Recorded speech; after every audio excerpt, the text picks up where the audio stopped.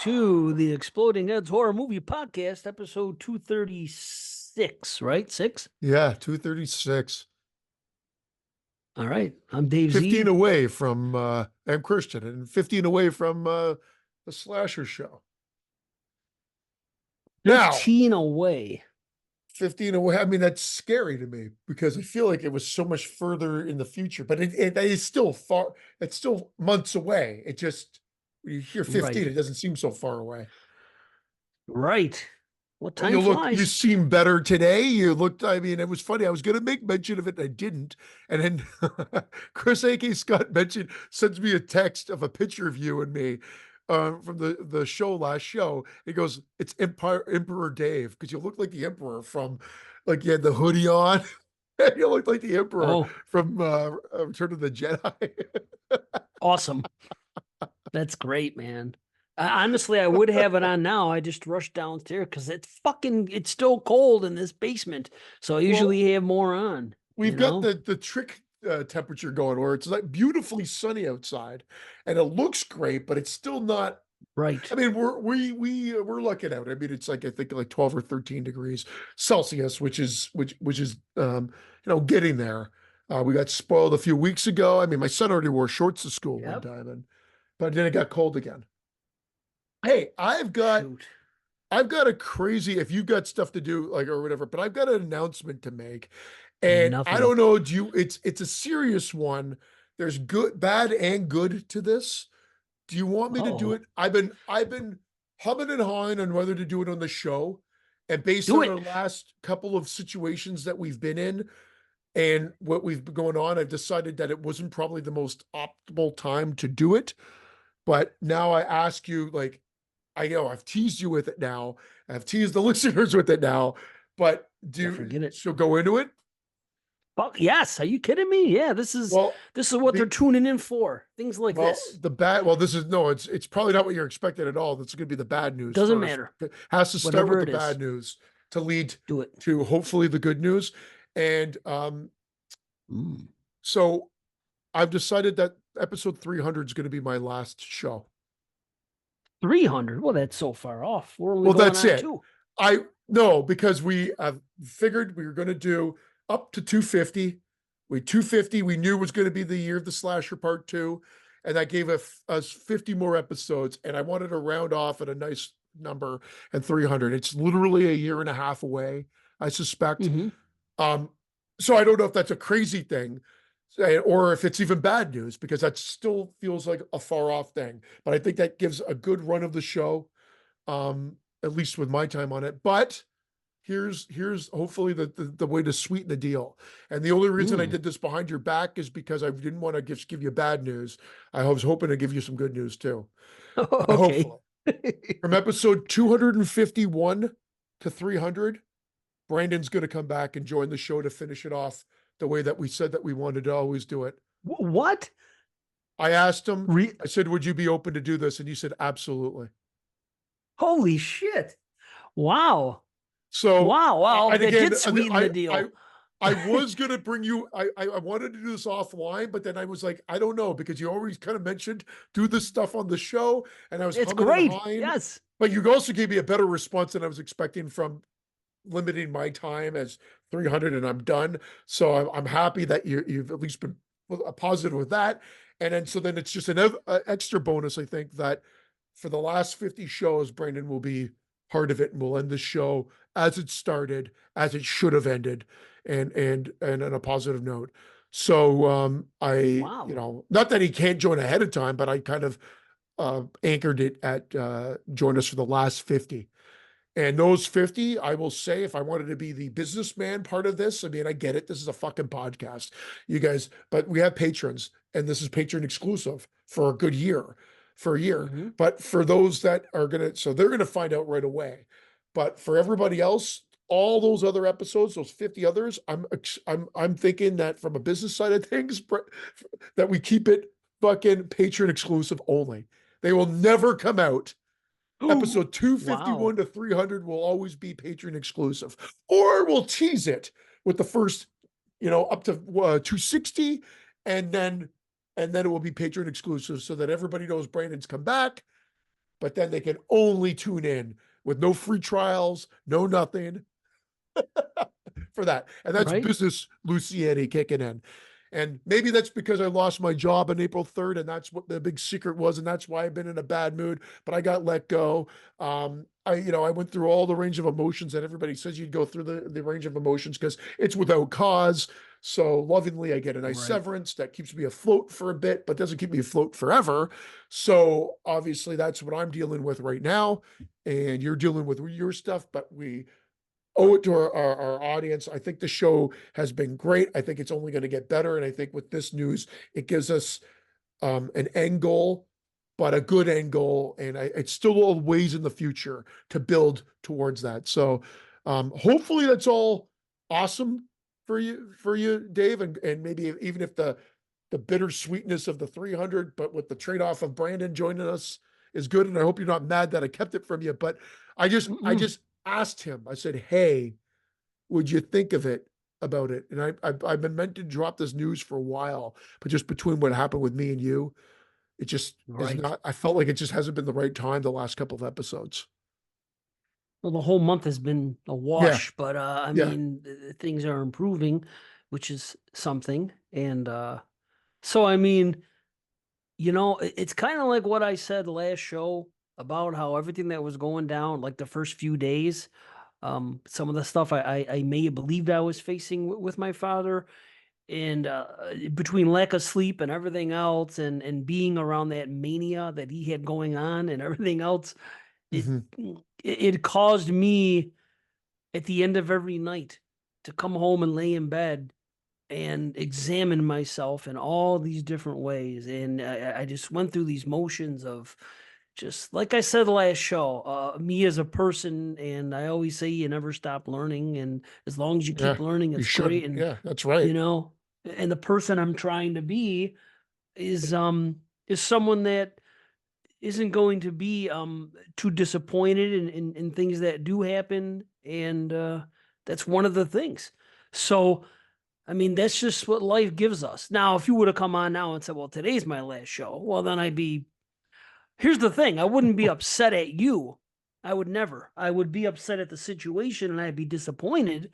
But, I don't blame anybody. I can't, it's really tough for me to be angry at people that are in my circle, and there's not a whole lot, but it's really hard for me to do that, and I don't want to do that because I've been dealing Well, with other crazy stuff since then, and like my crazy ass sister, who I always knew something was going to go on eventually because she's fought with everybody else in the family and everyone else in the world, and I never have had a disagreement with her, but I've always kept her at uh-oh. arm's And length. it's now So come.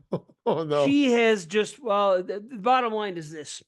She was mad because she thought she wasn't included enough, and my brother and I were talking about it. And then he said, "You know what's going to happen? We're going to include her more, and then she's going to drop the ball, and then she's going to be complaining about what she has to do." And that's precisely what happened. So she's a person that is, unfortunately, has whatever mental problems you want to diagnose her with, but she, I've had to deal with that recently. And the way I reacted, with me, I don't react too mad or anything like that or anything like that. I just kind of took it in stride. Where once upon a time, the person that I once was would have responded differently, or I would have made some type of passive aggressive move, which I would have been doing it for the greater good. So you can justify it sometimes. But ultimately, I stepped back on the situation and I said, let her be angry at me. Let her say what she wants. I even spoke to her daughter. I said, listen, if your mother cuts me off like she does all kinds of other people, I hope, you're going to be in a different boat than her. You're not going to, she's, no, I wouldn't do that. So either way, one more thing has happened, which should affect me emotionally. And because of kind of where I'm at now, it really didn't. It's almost more of a relief. And it's going to be after my father has passed on, whenever that happens. I've, I'm pretty reclusive as is, but I'm going to be even more reclusive to people that I have been tied to my entire life because they're my father's family.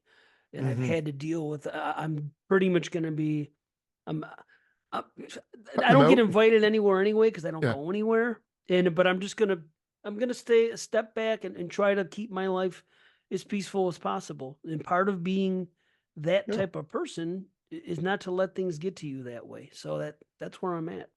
No, I mean, that's So good. And I mean, I hummed and hawed about this because I'm like, at one point, it was like, is it 250? I'm like, well, no, because we're building up to this big show and it's going to be a monster of a show.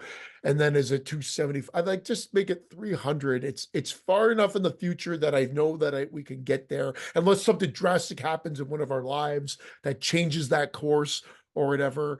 I mean, the math, I think it was like, maybe February 2025, 2026, I guess, would be kind of it. Um, like, so I actually probably a bit more of than a year and a half. But I also just said, like, I'd be open to make sure that I want to make sure that Brandon was part of it because he started it with us, get it back to that show.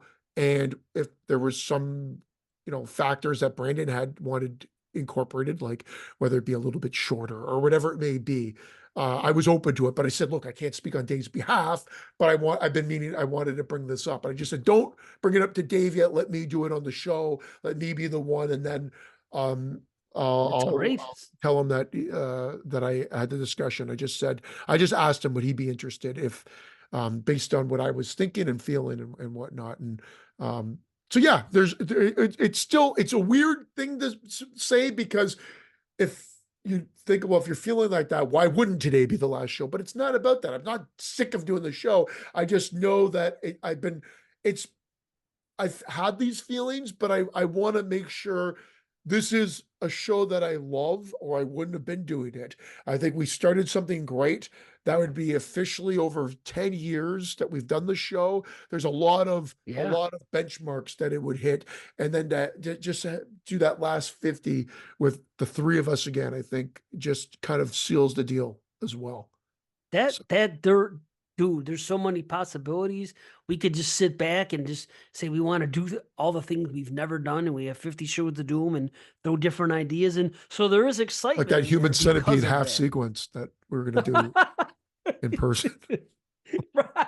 Maybe we can do a show in person with the three of us. Who knows? It could Yeah. happen.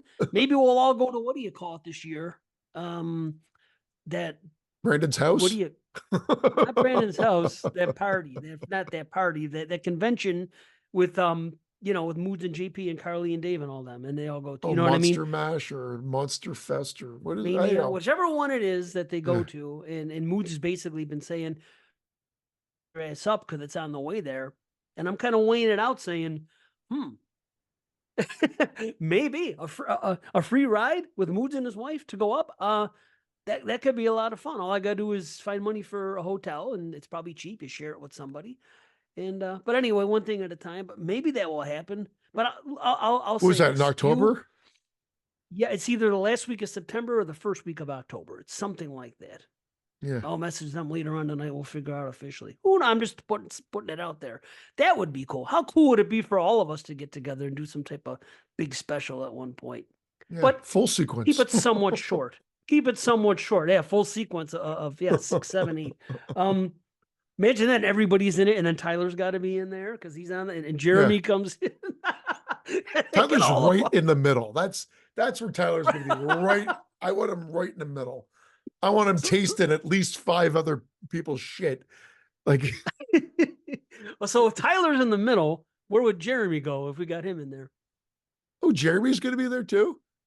Well, I'm just saying, if it's a complete 22 shots, exploding heads thing, Well, he's going to be Jeremy's part of it, either Parker's part of it, everybody. I think he's a friend of Tyler. Well, they are alike. He is Tyler. He is Jeremy 2.0. So maybe those two will be together. I mean, Carly has to be included. She can be at the end. We'll give her some respect so she can be the end. I'll be at the front. You could be the front. You could be the one to talk. Although I'd like to Yeah. be the one to talk, because I just like the guy in the first movie, how he talks all kinds. I'd probably be doing stuff just for comedy if it at that Yeah. point. Like that guy to me was comedy in the first movie. So anyway, we could come together with a giant centipede possibly, Ooh, but I'm really making myself, I'm thinking about it and making myself nauseous as I stop think it. Just about stop thinking about it in a serious form. Think about it as Yeah. entertainment. So this is it. This is it. To get right down to you and your idea. And I always knew uh that one day, because you put a lot into it, the show and everything. I always knew one day something like this was going to happen. But here's what I was thinking. I was hoping, because as your children get older, one's already left the nest and there's more on the way.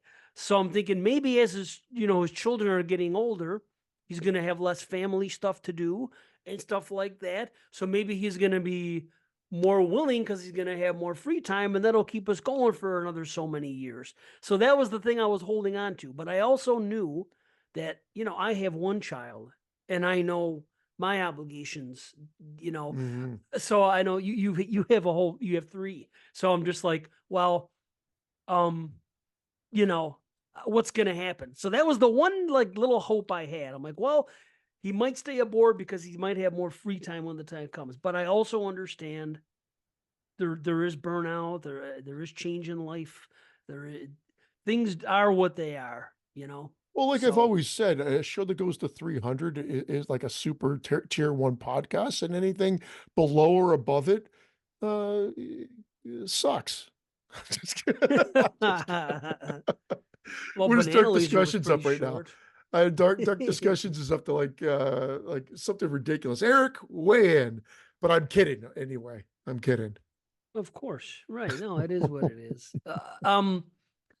So we'll deal with that when the time comes. Problem is, are we going to get this movie done now? Is another thing. Oh, No, the we've movie I got would to. love to do. The problem with it is there's been just issues with like I think I need to film it here. But that's why I wanted to shift it to that one that I thought I could have a little bit more control over. And literally someone could be in my room, someone could be in my kitchen, someone could be whatever, and it could be filmed like in close proximity. Could the laptop horror one. But then that other guy got me and said, at least finish your script, at least do that. Now I've got the time. And that's what I've been trying to do. I've been coming up with all this creative stuff. The problem with it is I've been working on all these other things other than my script, and I don't know what it is. It's like it's just like a mental thing. It's like I started revamping it because if you remember, it was a pretty large revamp.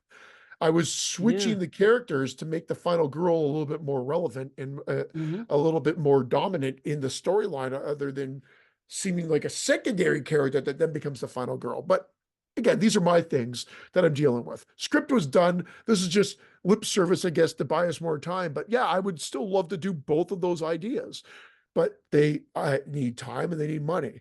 And then that's why I said to you off air last time, I go, this would be the perfect time to be making the fucking movie.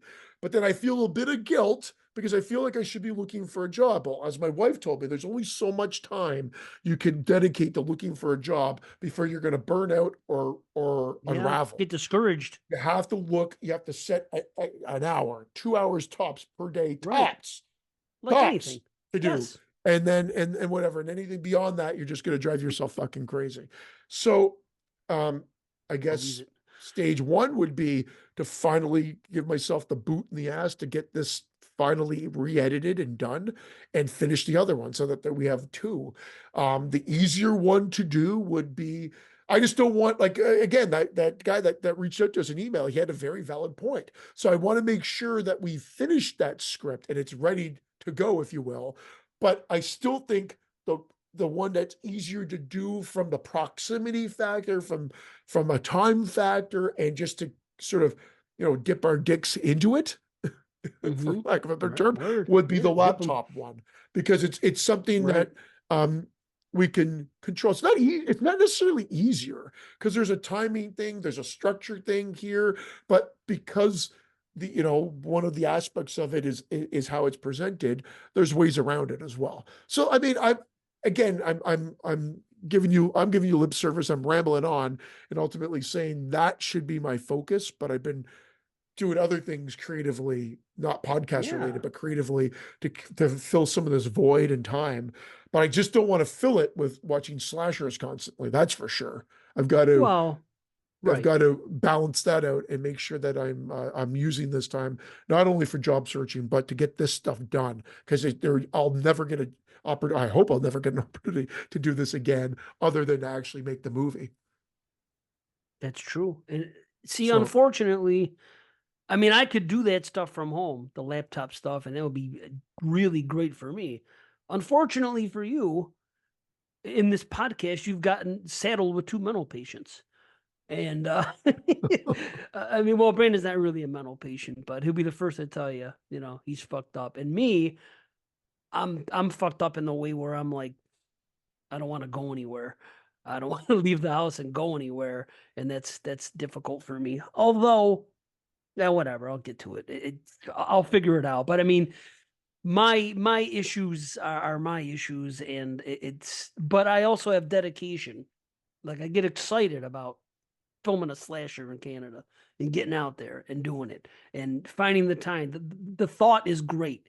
The other stuff of getting up there and going through the border and I don't know, all just the the way my hassle. Yeah, mind no, is. a little My differently mind than me is coming down. It's difficult, and then right. I'm in someone else's space for a bit, like that. The laptop horror, based on how it was set up, like literally, it's you were like it would be you where you are, me where I am, in a sense, Brandon where he was. That was the original intention, and it could have been done remotely, really. Uh, Right. however, because of a timing factor, because there's certain beats that have to be done. Like I said, I think I wanted to take myself out of it so that I could control the technical and the film aspect of it behind. Because we're not talking about when you're talking about found footage or when you're talking about this type of film, cinematography is not the focus. Like, I Right. mean, it's important to show what's in your shot, as in what's staged here and whatnot, and what can be in the shot, because good old Jason probably wouldn't be able to be shown for copyright factors and whatnot. But I'm just saying that we're not talking about like award-winning cinematography. We're talking about literally, I haven't seen literally a lot today. Jesus Christmas. We're talking about what's needed to be in the frame to give a sense of the character and whatever. So it's definitely more simplistic. And you've got Carly as someone that Yeah. has been acting like and putting herself out there and whatnot. That's great. But again, I want access. Remote is difficult because you still have to guide if someone's supposed to be coming through the door and killing whoever it may be. It's got to be timed. Everything's got to be timed. It's much easier to do in a controlled environment. That's true. And now I got to add this to it. For me, this my father being out of the hospital doesn't. I mean, it changes a lot, but I'm not off the hook for taking care of him. Yeah, So no, in I essence, get it. I have to stop there daily and give The them pills and have discussions and basically it's a joke because I told my brother this morning. I go, Schofield was the place that he went to. It's the rehab center / nursing home where somebody would stay if they couldn't get through rehab correctly. So, and he hated every minute of being there, right? So the thing is, I have to use it as and on Golden Girls, how what's her name? Dorothy fucking used to Golden tease her Girls. money about Shady Pines all the time. You're gonna go back to Yeah, Shady Pines, ma. So now, literally, that's what I have to tell my dad because he won't use his walker. He won't do this. He try not Shady to eat. Pines. I'm You're like, using there's Shady two things Pines. you got to do. I'm using Schofield. I'm like, Dad, heaven forbid you fall again. You got to go back to Schofield. They're gonna have you go You're back in there. Dorothy. I You go, become Dorothy. use right, right. It's the same thing with eating. I told him, Dad, every Sunday when I come here, and I BS it. This isn't true, but I know how to present it like it sounds like fact. I go, as part of outpatient, I'm communicating with the nurses there, and they want me to have you step on the scale once a week and to make sure that you're not losing weight. Because if you lose too much weight, you're gonna stroke out or you're gonna get weak. So I have Back to to make Shady sure that you're Pines. eating enough and you're gonna go back to Schofield if it drops below. So that's what I'm saying. So I still have to care for him every day. and there's still a battle about some pills that he wants to take that I'm not letting him take. So there are things. So I'm gonna pretty much be taking care of my father a lot too, which would in essence prevent me from leaving the area, even if I could, even if Yeah. I felt up to it, which I really don't, because my mind, even last night, Irene said to me, we were watching something, and I don't know, we were talking about the plot of American Horror Story. We were talking about the plot of it. And then she was saying something, and at one point I was like, question. I said, what? What? And then she's like, where are you? That's what she told me. Because I couldn't grasp, because I couldn't wrap my mind around It's like something me that, every show. but it's like, this is the state that I'm at with my brain, Yeah. where it's not where a person's brain should be. Well, because And it's like, yeah, it's like a ticker tape. Probably you're like you're trying to think of your dad over here, this over here, your wife's asking you questions over there, and yeah, like trust me, and other I things. get it. And other, yeah, exactly, Ever amongst other since things. COVID, but not to get into that whole thing again. But my fog brain never left completely. I still have this feel, and I'll leave. I'm not going to go deep into the well here, but that's what it is. So I've had all these things happen over the last 2-3 years, and it's just snowballed and snowballed. The one great thing has been Francesca, as far as, of course, there's always an issue with some of her things, but I mean, her grades and her got into the college she wanted and has these big plans. So as far as that's been wonderful. Awesome. So, so that's great. Everything else has been a challenge in more ways than one, and I'll leave it at that. So it's like, even if I wanted to leave now, even if I wanted to come to Canada for a month and shoot a movie, even if I could have the mental ability to do it comfortably, I couldn't anyway because of my father. And it's not like I don't have my brother to help too. I do, but we Well, have to share the load here. part It's just, part come on. part of the love of the laptop one is it can be done over the course of weeks, months, whatever, here and there. It's just, again, establishing it, making sure everybody's on the same page, and then figuring out a schedule. And then I guess if Yeah, we are doing it remotely, then I can go in person to wherever I need to go to get the stuff that I need behind the scenes. But we could get the framework of the actual call, because a lot of it is a podcast that is like this being supposedly live streamed or streamed and whatnot, and then ultimately the end result of their night. So that part, it's not one take, it's not a one take fucker as you would expect, or it doesn't even have to pretend to be a one take fucker based on how you'll learn as the movie progresses and whatever. It's just getting it done. It's the excuse is on me because we could take sweet time, and it shouldn't take. The only reason it could take long is because we say, okay, we'll dedicate an hour or two to record tonight. We'll dedicate an hour or two to record tomorrow morning or whatever it may be, and then hmm we do it that way, and then we've got all the recorded sessions done like this, because ultimately the audio just needs to be like this. It's no different than when you're doing a found footage movie, and the audio is typically right from the camera, or even if someone has a boom and they're going around to get more professional, it's on the go. So, yeah, right. like, I mean, when you look at a lot of them, and some of the the less expensive ones are definitely in camera, 100% in camera. Um, I would like to elevate the quality a little bit more so, but you know, that's that's where you go. And then when you have to do the effects work, then we make sure that it's done properly. Pop a little bit of money into that. That's where the money would pretty much go. But enough about Yeah. that. How was this season of American Horror Story? Ah, I quite enjoyed it. Um, see, I'm not online anymore, but people were up in arms when the season started because of there was another thing about, I don't know, something about the strike, whatever, not my business. People were up in arms because Kim Kardashian was scheduled was cast as one Oh, of the leads at I remember first, that. right? Yeah, and then And she's I not was anymore. no, no, no, she is. But I'm saying Okay. is I defended it right off the bat because I have ultimate confidence in Ryan Murphy. And I said this to everybody. I said, I have so much confidence in Ryan Murphy that I don't think he's going to hire someone who can't act to come on as a gimmick to not to drop the ball. I don't see it. Now, when he brought Lady Gaga in for season 5, Hotel. Now, I don't know if Lady Gaga acted before. I know she does have vision, and I realize that Lady Gaga and Kim Kardashian, it's night and day. I understand one's an artist and one is not, and one's perceived as whatever. That's fine. However, I said right off the bat, I said I have faith. I'm not going to trash the show before I see Kim on the screen doing the role she's going to do. And ultimately, I believe I was correct in that assessment. Kim did just fine. Even my wife remarked about it. She's like, "Yeah, she did better than I thought she would." I go, "This is why I have faith in Ryan Murphy." However, this time, for the first time in all these seasons and everything he's done, I am going to agree with the complaint that many people, I assume, have on this one, but have had on prior, seasons, that they don't like the way the last episode is and the way the story ends. That happened in this show. I really enjoyed the show. I really like Emma.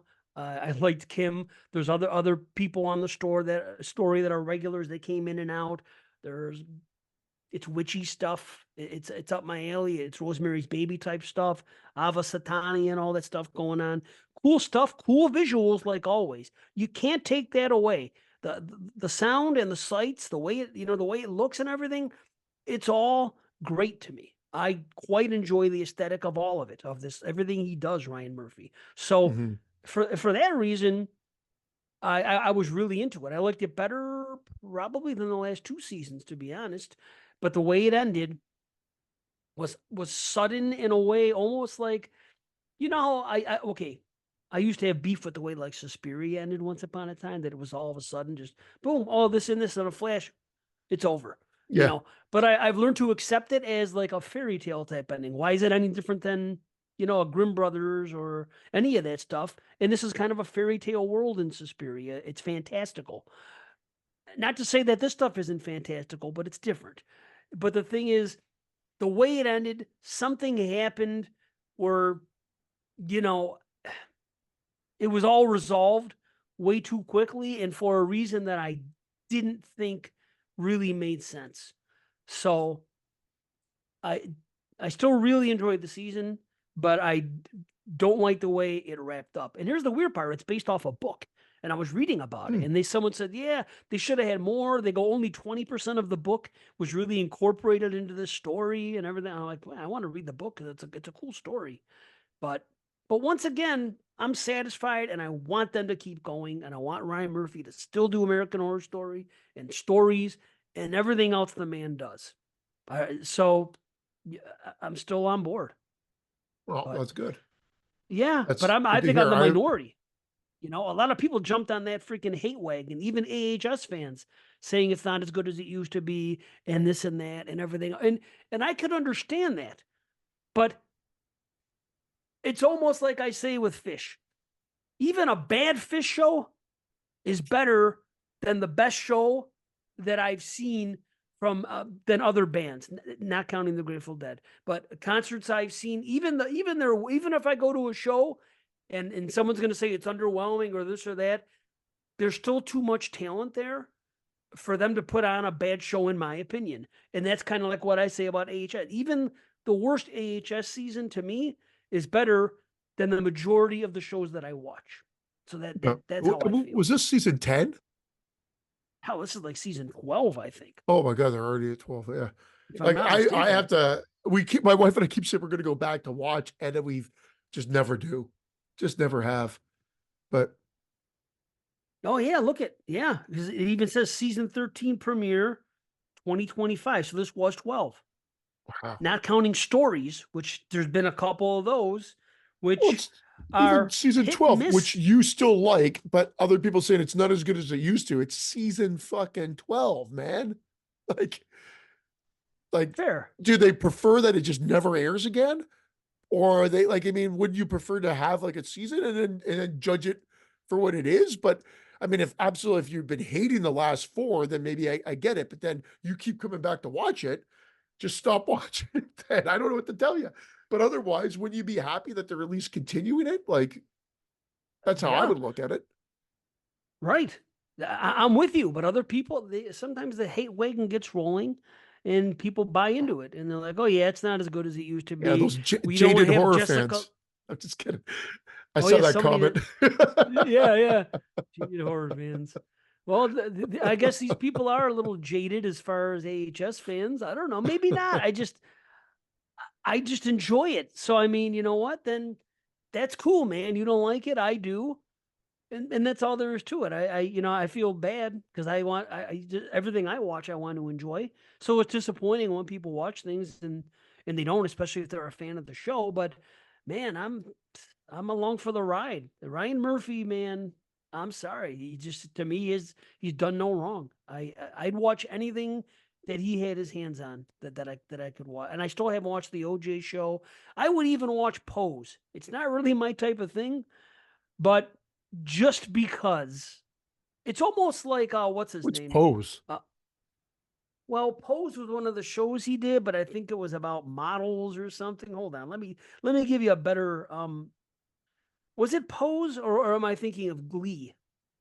Hold on. Well, Glee, Let me Glee, I make sure. remember. That was a long time ago, though. Yeah, Ryan Murphy did 3 episodes of Pose. I know that, which was about in New York in the late 80s and 90s. This is the story of ball culture and the gay and trans community, the raging AIDS crisis, and capitalism. It's a dance musical that explores the juxtaposition of several segments in life in New York City. Anyway, nothing horror at all. You know what I'm saying? So everything else that I've watched from Except for him has AIDS. at least had well, real life horror, yeah, certainly. But it's a lot of that, and I don't care. I mean, but it's rated high, 8.6, and I'm pretty sure he's the guy behind it. He wrote it, he directed some. He created the show, so I would watch that. But I'm pretty sure now. I've never seen Glee, but I'm pretty sure he was the guy behind Glee, Oh yeah, he and was. that That's where was I remember hearing his name. Uh, I mean that I watched a few of those episodes way back when, but I never got into the show. And then I remember there being it just went on, and I just never really followed it, so I didn't. But when I heard he was doing American Horror Story, I was on board. And we watched, like I said, I think we watched the first 2 or 3 seasons of American Horror Story. Oh, those three are great. Those first three are freaking. See, that's it. To compare what we have now to that, I could see where, yeah, it's not what it once was. That's fair. I get it. The first like 5 seasons were all spectacular, but it's hard to say. But it doesn't mean that's what comes out now is bad. It Yeah. just isn't on the level, but it's still pretty damn good. I still really enjoy him. So until I watch something and it turns me down, what can I say? And I don't just force myself to like things because it's American Horror Story. If I see something that I'm like, man, I don't know, like some of the episodes of American Horror Stories, the anthology show, weren't that great. I could admit that. So it isn't Yeah. like I'm just freaking a fanboy for Ryan Murphy and I blindly love everything. You should know this about me, though. I mean, even Friday the 13th, I don't love every movie and it's my franchise. So it's like I try to be honest about it and it is what it is. But yeah, I would watch Glee if I had to, just because I know he's the person behind it. Even though it's not my cup of tea, I would watch it. So there you go. I don't know. You're not really online, so you probably didn't see it, but Ram Man commented, because you know how we get into this discussion every time we do new movies and say, "Oh, should we spoil it or not?" And he's just fucking spoil Mm, it. He goes, just talk about it because and then other people weighed in, but because ultimately they're not gonna listen to anything because they take your stance, which is no information. They don't want to know anything about it. They want to go in blind, in which case they're not going to listen one way or the other, whether it's spoiler or non-spoiler, or they don't care about the movie, in which case they're going to listen because they don't give a shit, or they're going to watch the movie and listen. So ultimately, they just say, spoil it. Don't worry about separating it. Just talk and let the conversation flow. So it's good feedback, so which we're not what going did to other follow at all. people? Well, I was going to ask you, what did others say? I'm glad the Ram Man had that Uh, opinion and weighed in. he Thank said you. it. I said agreed.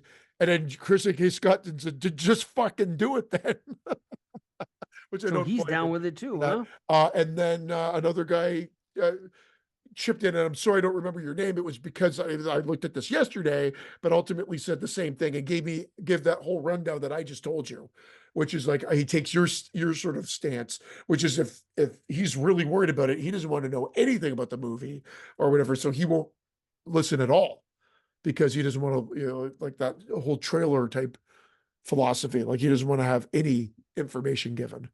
So ultimately, No, I go out respect the that. way we usually do, guns a blazing, and just do the review. Don't even separate it. Yeah, I just hate to do something that Well, people they'll could know if we're talking about it, they potentially. know that we're going to be spoiling the movie. Done. Yeah, I hear you. I guess we put a warning at the beginning or something, Plus, or I guess plus, now these it. are our patrons that are paying for it and know what we're doing and whatnot, and will listen when they can listen. The rest of them are going. It's going to be a year later. I mean, we just put the part two of the best of 2022 out. That's over a year old show. That's just dropping now on Apple Podcasts and such. So by the time Mm, that we talk about, when they find out we're talking about Frogman or um Immaculate or whatever, I mean it's going to be well past our year-end show, and in probably early, if I get it back on track, because I'm a little bit behind, but if I start getting those back on track, it's still going to be a year behind. So, they'll get them in like maybe February, March tops next year. So they'll have plenty of time to have mm. checked them out. So it's on them at that point. I was getting worried about it in Pretty Bad Movie Bad. And my buddy's like, we're talking about movies that are 30, 35 years old or more. Because if they haven't seen them at this point, fuck them. It's on them. And I'm like, yeah, you're right. Well, I get that for 35-year-old movies. That's one thing. But for freaking brand new movies from Yeah, 2024, well, then they nah. won't listen. That's what they say. They'll hold off Yeah. until they see them or whatever it may be. That's all we got to do.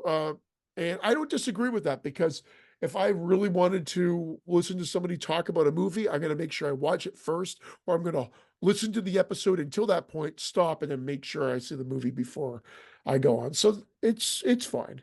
Like, because we are going to be talking about, again, thumbnail already gave it away, but we're going to be talking about Stop Motion, which came out, um, well, had a limited theatrical run and on Shutter, and then we have, um, oh my gosh, Low Lives, which is a Tubi original. Yeah. Believe it or not. We're discussing literally the first Tubi original I've ever watched. So, and we're talking about it on a show. I never thought I'd be talking about a Tubi Well, original, I but yeah, think, that is I pretty wild. think, I think that Last Exit, or that, which was really Little Bone Lodge, was also considered a Tubi original. But the thing is, I think a Tubi original is something that they pay to produce or something, right? Kind of like a Netflix original would be. I think Little Bone Lodge was just something that they picked up and it was Like exclusive to exclusive. them, Yeah. like a lot of found footage movies that are only on Tubi. Now, I could be wrong. I just don't. I know for a fact when this one started, it came right on. There was a thing at the beginning, and it said "To Be Original." It Yeah. had They're some getting thing, better. so I They're was getting like, better. "Hmm." Well, That's for this one sure. I enjoyed to it, so that's fine. But that's one movie, and I don't know if Little Bone Lodge was or not. I'm curious to know how that does work, though. But Yeah, I think it's no different than Shutter was doing that. Shutter original or Shutter exclusive. I believe right, that there's a they had that difference. terminology as well. I think Tubi just went off that, but no, there's no question that they're seemingly getting better with that. Well, we'll get Well, into more of that later, but maybe it they got just money coming in. Maybe they have more money coming in. They're a bigger name. People are fed up with what's happening with apps right now and how much they're costing, and more people may be going going the route of let's watch Freevee and Tubi and this one and that this one is and whatever they are and deal with commercials, but they're free. I mean, how do you beat that? I wonder how that would be if you canceled everything, right? That you pay for, just paid for cable and just watched the free ones, how many there are and what was on them and how that would work out and what you would miss out on. Well, there's a ton of free. I mean, that's the thing. There's a Right. ton of free ones. You just have to watch their ads, and so like there is tons of options if you want to totally cut off. The what people are not realizing is most cable options are still absolutely ridiculous that by paying for multiple services that even add up to that, you're getting way more options. Because let's face it, when you watch those cable ones, if you're into sports, you got your sports. If you wanted some news, you got your news, or whatever it may be on your movies. But then ultimately, you didn't get you still didn't get variety. I remember saying, "Oh, I have all these channels and nothing to watch." At least now, when you have Netflix, Prime, and whatever, there's always something you can find. Always something you can find. Now I I've got it agree. down to a science now with the services that I'm paying for, or the cable service that I pay for. I think I told you it's like $30 a month. It's called Five Alt, which is through Bell, and it literally gives me the basic stations. I got the sports add-on package, which gave me also some a news thing that I wanted, so I could watch more basketball or whatever it may be that I wanted to see. And then we also got the movie channel, which is like HBO, but the Canadian equivalent of it, Crave. So then, Oh yeah. well, it's actually Crave is what we got. So that actually, Right. I got Crave. all Yeah. that for like $30, and then our internet. You can't beat it. Wow. Like that's That's cheap. fantastic. But I mean, it doesn't have all the stations. But then there's like I go to the competitor, and their bundled price. Like if you were to look at it, you're looking at like $100 something to start, because they have no other option for it. I'm like, well, that defeats the whole purpose, because for that $70, I'm getting Netflix, Prime, um, Paramount Plus, and all whatever other ones we subscribe to Okay. now. Yeah. Apple TV, which I think is free still because of the devices we bought.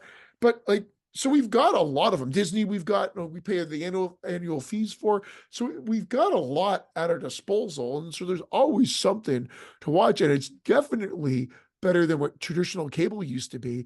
And if you really add it up, other than that one example I gave, again, I don't know how it is in the States, but here in Canada, the cable packages are so fucking expensive that if you don't want them and you just choose these services, yeah, they might be up to the same price, maybe even a bit more, but the like the I guess the content is fucking through the roof comparatively.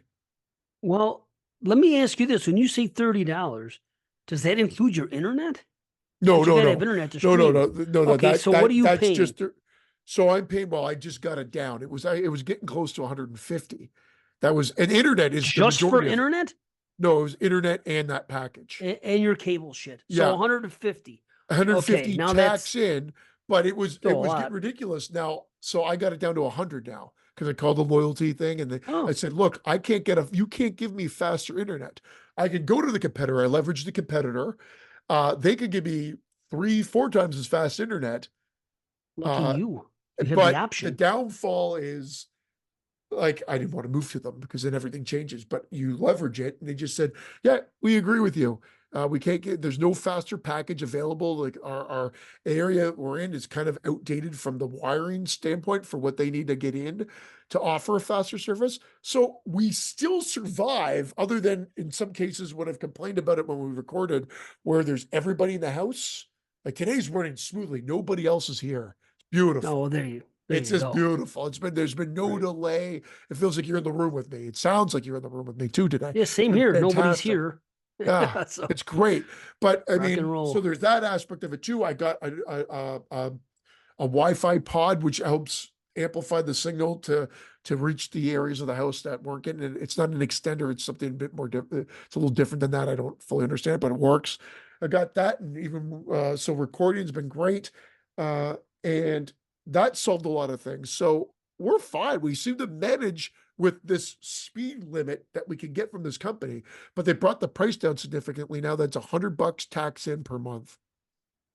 See, that's okay. You know what? I pay Yeah. for mine just for the freaking um the Wi-Fi because I don't have cable because I don't use cable.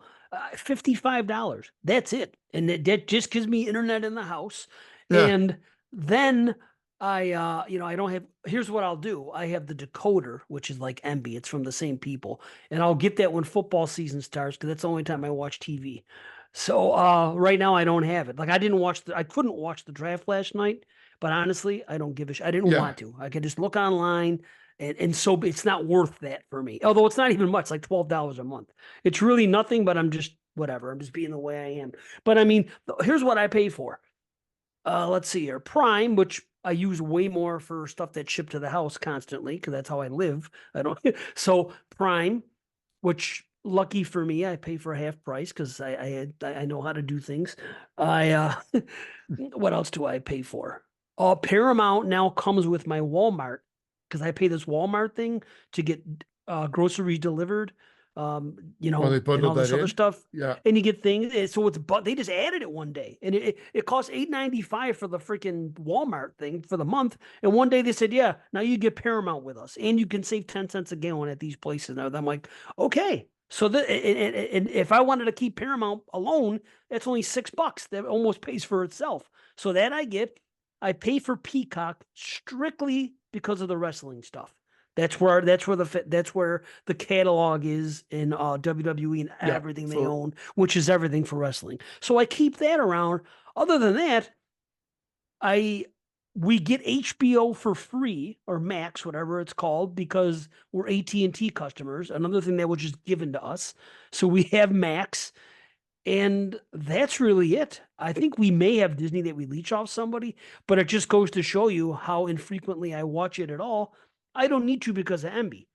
So I have all this Yeah. stuff. So it doesn't matter. So I Our, paid less than $100 a month. I'm very fortunate to have these things. But this is what I wanted to ask you, because we've been having these debates on Jay the Dead's show, right? New horror movies. And it's physical media versus streaming. And some people are very, very, very pro physical media and anti streaming for this particular reason. Doc Shock has the strongest opinion because this is what he says. He says, I don't want to pay for streaming. Number one, because they can take anything down, they can edit it and everything else. And I get that. I understand that thinking. But he also says, I probably might go 2-3 months and never watch any of those apps. I may not watch Netflix or Prime or Hulu or whatever they are. He goes, I might go 2-3 months and not do it. And then one movie comes that I want to watch and I watch it. And to him, he seems like that's a waste of money because you're not even right. Now, that begs the question here, which I didn't think at all when we had the debate, but since you just said it, how many people pay for cable and don't even watch freaking most of the stations? Well, that's it. They only Right? watch a You few. don't, which is why I got the package that I did. It had all the local news and everything that I wanted if I just wanted to put it on. And then it gave me the sports options, which gives you all the games that I would be interested in and more. I probably get more games than well, I wouldn't say sports fans because they got whatever, but I also have the NBA app and whatever. We've got it covered. And I still think when all in, if you take everything all together, I think we might be spending like $170 a month if you break it all down, tax in, which is probably more like $120 a month American for Right. everything. That's pretty good. I pay Internet, probably 80. internet, cable, Netflix, Prime, Disney, Paramount, NBA app, the whole 9 yards. When you combine it all together, that's probably what we're paying per month. But some of the things, the problem with it not being so cut and dry is some things we buy the annual subscription for, and some things we're paying month to month. But if I just break it down based on its X Right. amount, and then you break down per month, that's what we're probably paying for. And yeah, at one point we were thinking, could we cut Disney out? Well, Christian was watching The Simpsons every fucking day, like every day. And I love it too. But the Disney Plus for us, remember, it's almost like our Hulu. Things from Hulu and I think Peacock, if I'm not mistaken, were sort of funneled and filtered in through the Disney Plus app in Canada. So we were getting a lot of that stuff coming through that channel and that network. Prime, same thing. Like one of the things I was going to bring up tonight is Tubi. The fucking movie, it's a Tubi original. It's not on Canadian Tubi that we're talking about, Lowlifes. It's a fucking Canadian movie. Remember this has happened in the past too? Yes, it has. It's Yeah, fucking dude. so frustrating. I had to use a VPN to be able to access it. It doesn't make any sense to me. Wow. Didn't that happen Free with on the Tubi. Soska I went on sisters? Tubi And I'm like, why can't I find this? It's a Tubi original. Then I looked and it said made in Canada. So then I thought, I bet you anything it was exclusive to Crave or our thing there. So I went to check and it wasn't. It wasn't on Crave. So I don't know what the reasoning for it was, if they didn't get the licensing again, or if it's a delayed licensing so that they could to maybe make more money a different route in Canada. I don't know, but I had a VPN in to be able to watch it on Tubi US. That's nuts, man. That's nuts. Wow. I so strange. Didn't that happen before? It's What was it? pissed me off What and it's was it? free too. Sorry. Right. And it is free. So what kind of crap is that? It's so weird. It's licensing Whew. stuff. I mean, what can you do? But see, again, that's one of the cons of streaming. You're at their mercy. They're going to Yeah. decide what you can watch and how long you can watch it and what they could possibly edit out, which is the big problem with a lot of people, you know? Well, the movies that I'm really interested in watching, I don't think will have a time frame. Maybe I'm wrong on Tubi, Plex, Roku or whatever, or free rise if that's still a thing. All those ones, I think like the ones that I'm interested in, like that's why Tubi's so great. They'll have the leaving soon. So maybe I'm wrong here because Right. so Yeah, that they leaving do soon that. will have a few of the ones that I'm talking about. But like, I don't think Maniac Cop is necessarily leaving soon. But it could, I guess it could. And so he's a valid argument there. I was Mhm. always about, well, they can't take away what you've already purchased. Then I found But they out, no, they can. can. And That's so the problem. that recently in the last few months has Yes. turned me against streaming. Now I was out Yeah. of the collecting game, as everybody knows. We've Well, talked about on the yes. show before. And then But we during can't have everything. 2019 or 2020, I started collecting again, but I can't have everything. So now I've tried to Oh, limit because I was getting crazy again. Then I'm like, okay, I yeah. can't have everything unless I win the lottery, then whatever.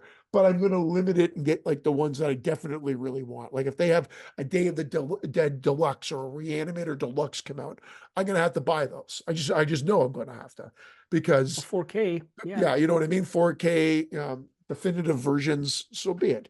But that's what I'm reserving it for. And most recently, I haven't checked the Arrow releases that were just released or just announced, but Arrow and Second Sight have been usually quite good, and I've been very into them.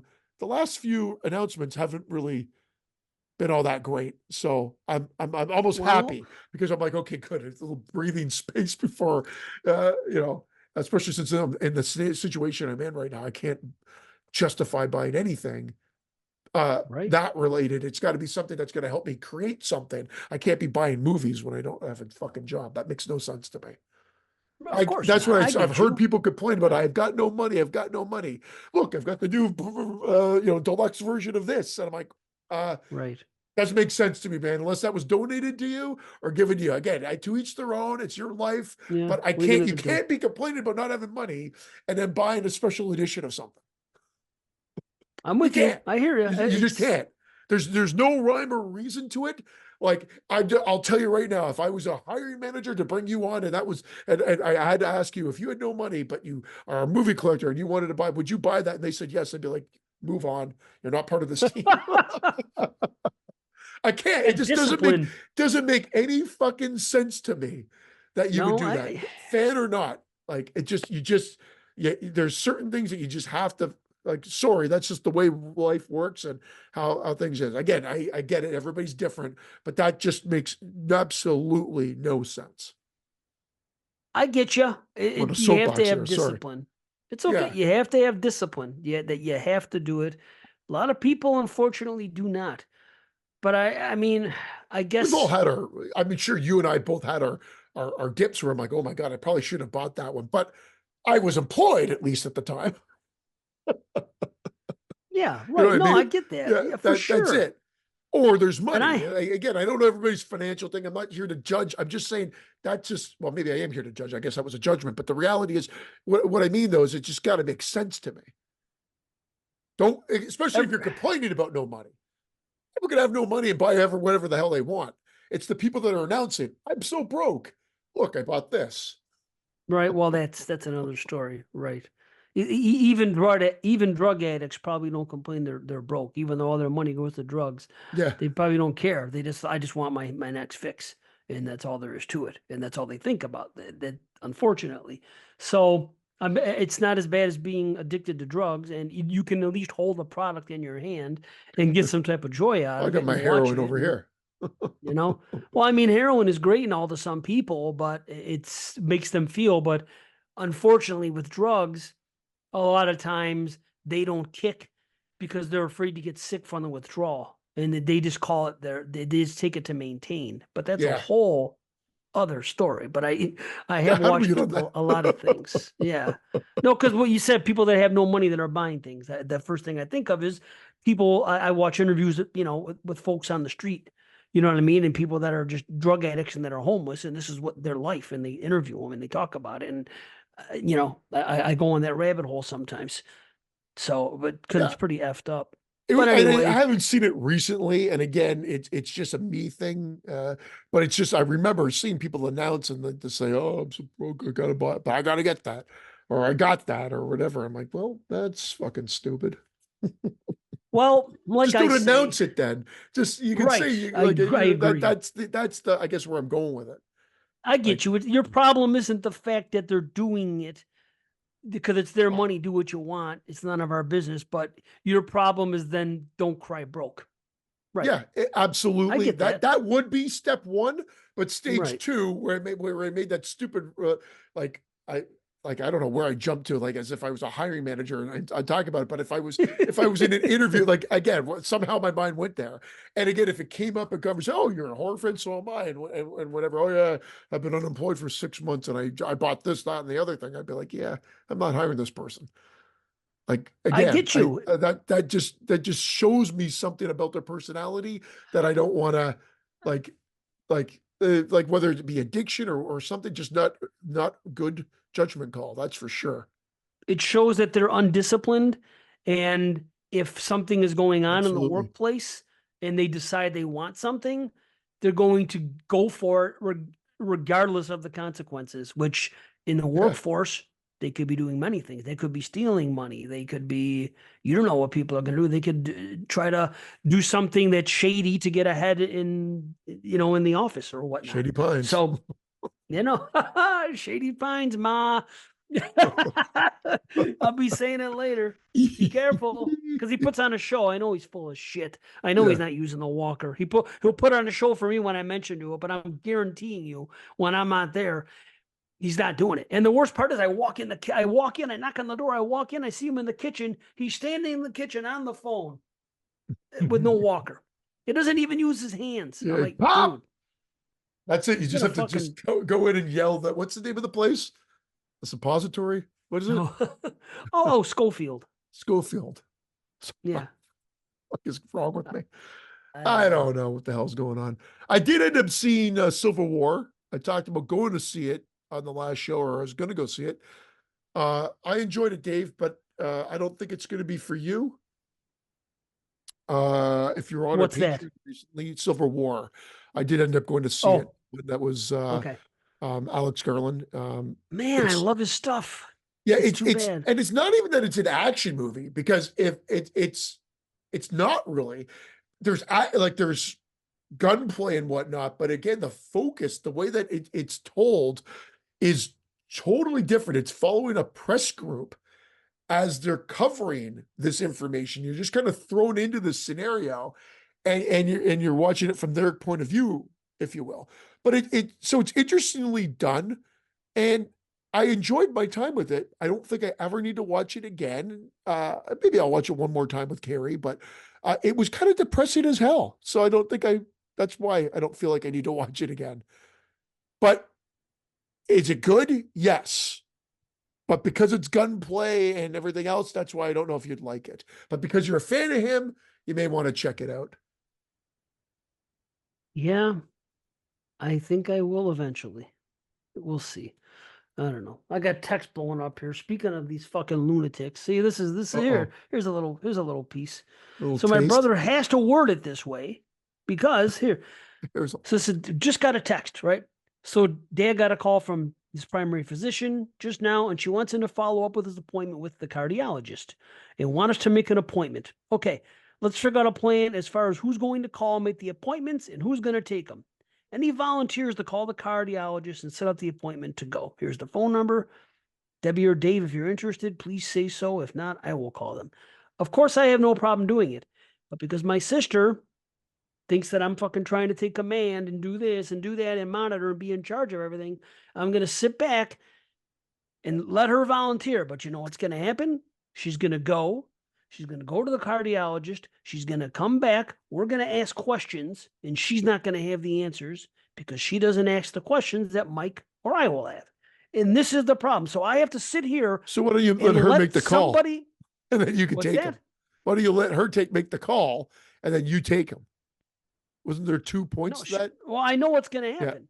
Yeah. You make the call and you take him, but I'm like, if I jump in now, I'm going to be the bad guy. So now I have to cut off my nose. This is it. So of course, here's my sister. I'm working. I can call later or Monday. I will take him. So there you go. So now I'm out of it. But now what's going to happen is she's going to go and Mike and I aren't going to be happy with the fucking way it goes. This is what we have to deal with. This bullshit. This is it. And if I fucking would have jumped on and said, oh, I'll do it, she would have taken umbrage with it. So I have to let somebody else that's less than qualified go do something that I know I could do a better job at, which ultimately it's for the betterment of my father. I don't give a fuck about sibling rivalry or nothing. I care about my father being healthy. This fucking motherfucker. Anyway, forget it. I'm trying not to be angry. Yeah, you can tell it's working well. No, I get it, man. Well, this is why we got. It's important stuff. See, this is important stuff. It's my father's health. No, I get it, and that's it. So then you shouldn't worry about stepping on toes because who cares? You don't even, like you said, based on your reaction to her there, fuck her in a sense. Like, I mean, well, not physically, but you know, fuck her, because then you can do what you need to do to make sure that he gets the care that he wants and make you and your brother feel better. Because you alluded to the fact that she may be one of the ones that you need to cut out later on, right? Am I wrong with that? Well, basically. I hate talking in extremes, but if that's the case, then who gives a fuck if you're hurting feelings or whatever? Just do what you need to do. Well, I never see her anyway. It's not like that's what I'm saying. So it doesn't. It is what it is. I've been seeing her recently because of recent events, and then maybe before that, I saw her like a year ago. There was a dinner we went to, and but either way, I'm just gonna have to completely step back on anything. But here's when you see people: weddings or funerals. Or funerals. Yeah, I mean that's family. We try to do a family reunion every couple of years, but I didn't go the last time. What the fuck is going on when the fair's all fucked up? Anyway, who gives a shit? Anyway, who does give a shit? Why don't we jump into a movie? Or do you have to take a break? I'm gonna run 2 minutes, man. Can you stay on? Yeah, yeah, we won't take a break. I'll just keep talking. God damn it. Keep talking. I'll be right there. I might even be able to listen to what you're saying. Well, yeah, now I've been put on the spot, so I don't even know what I was going to say. Ultimately, here, I'll give a rundown of the movies that I've watched, since we haven't really done an official what we've watched. I just mentioned Civil War. Definitely worth checking out. Based on the way it was presented, it was different than I think what a lot of people would expect. And an interesting concept, but ultimately quite depressing. So I saw that. Actually, there hasn't been a lot because we talked about everything in the last show, because ultimately we just recorded very, very few, like about 3-4 days ago. So it's been very quick. I watched Shrooms to add to my slasher list, which Dave talked about a few episodes ago. And then the 2 movies we're watching tonight, Stopmotion and Lowlifes. I will double down on, since Dave's not here, we'll double down on that Baby Reindeer. I do really think a lot of people should check that out. It was crazy. It's not horror, but it's about a comedian and his stalker. I mentioned it on the last show. It's only 7 episodes. It's a very quick watch. You know, if you're into like Cobra Kai and all that, you know, you can watch it in like 5 hours. I think you can do the same with like Baby Reindeer. 5 or 6 hours, it's done. So it's worth it. I think a lot of people would enjoy it, especially when you realize it's a true story. And I believe the main actor who's in it, it's his story. So he's actually reliving it and acting and playing himself. And he doesn't always show himself in the best light. So it's interesting. It's like maybe a conquering the demons, cathartic experience for him to kind of play it out and live it out. So that makes it even more interesting. If I've got that fact correct, which I believe I do. So check that out, Baby Reindeer.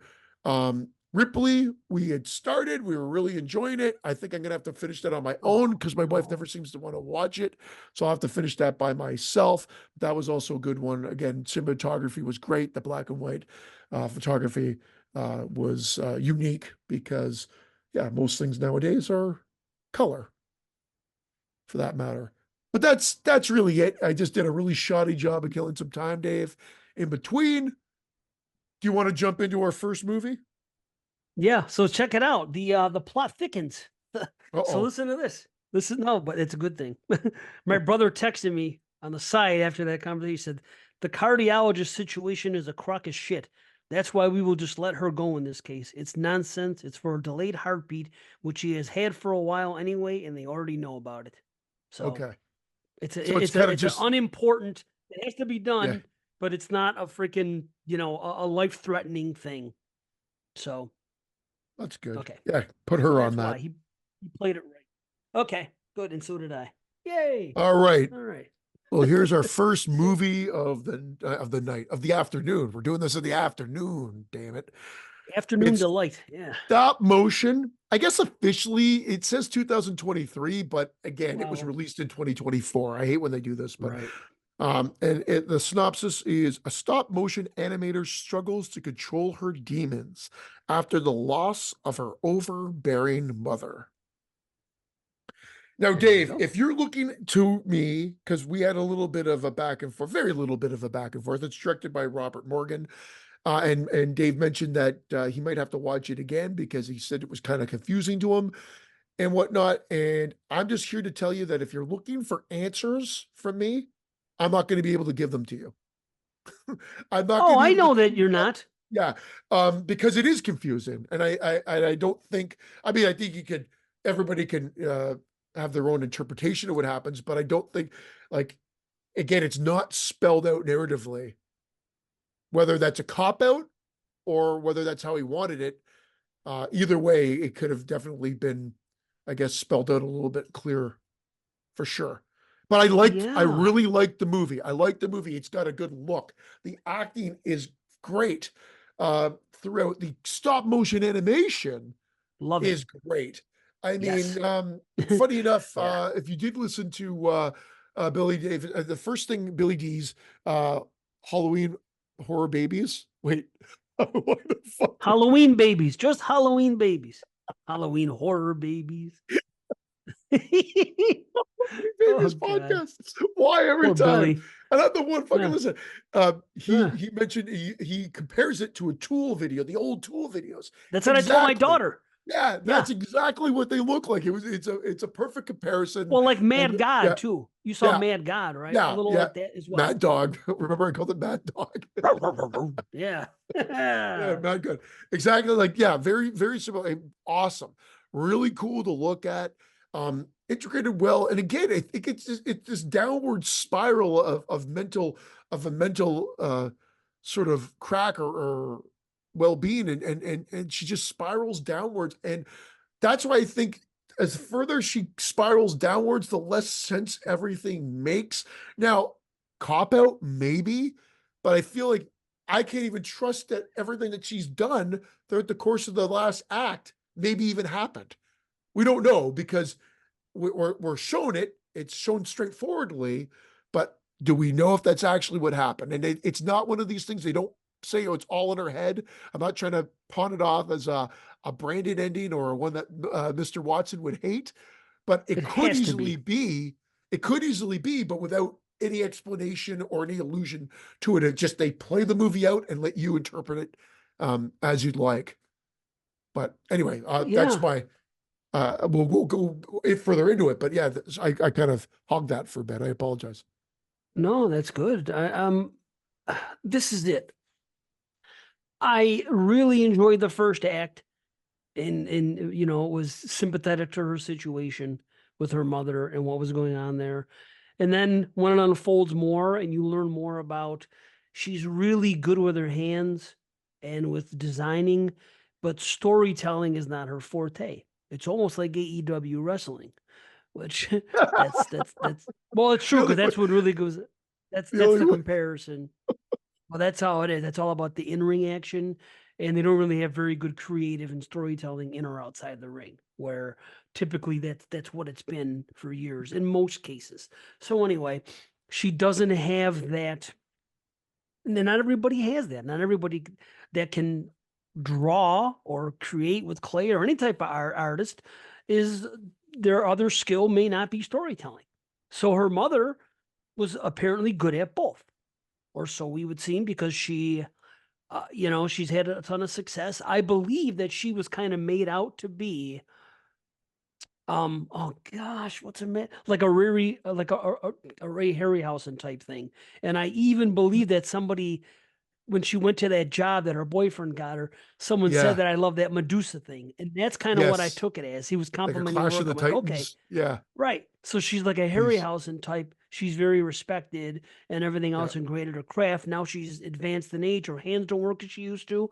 And mentally she's slipping with age, maybe getting, strokes are coming on, what it is. And her daughter's, our lead Ella is doing all this stuff, but we come to find out she doesn't have the chops to tell the story, which I Which understand maybe that. you could say the same about the director himself, who was the co-writer of the actual movie itself. Maybe it was somewhat autobiographical. Hmm. Maybe, who knows? But you're right. I just want to say, like, it literally opens.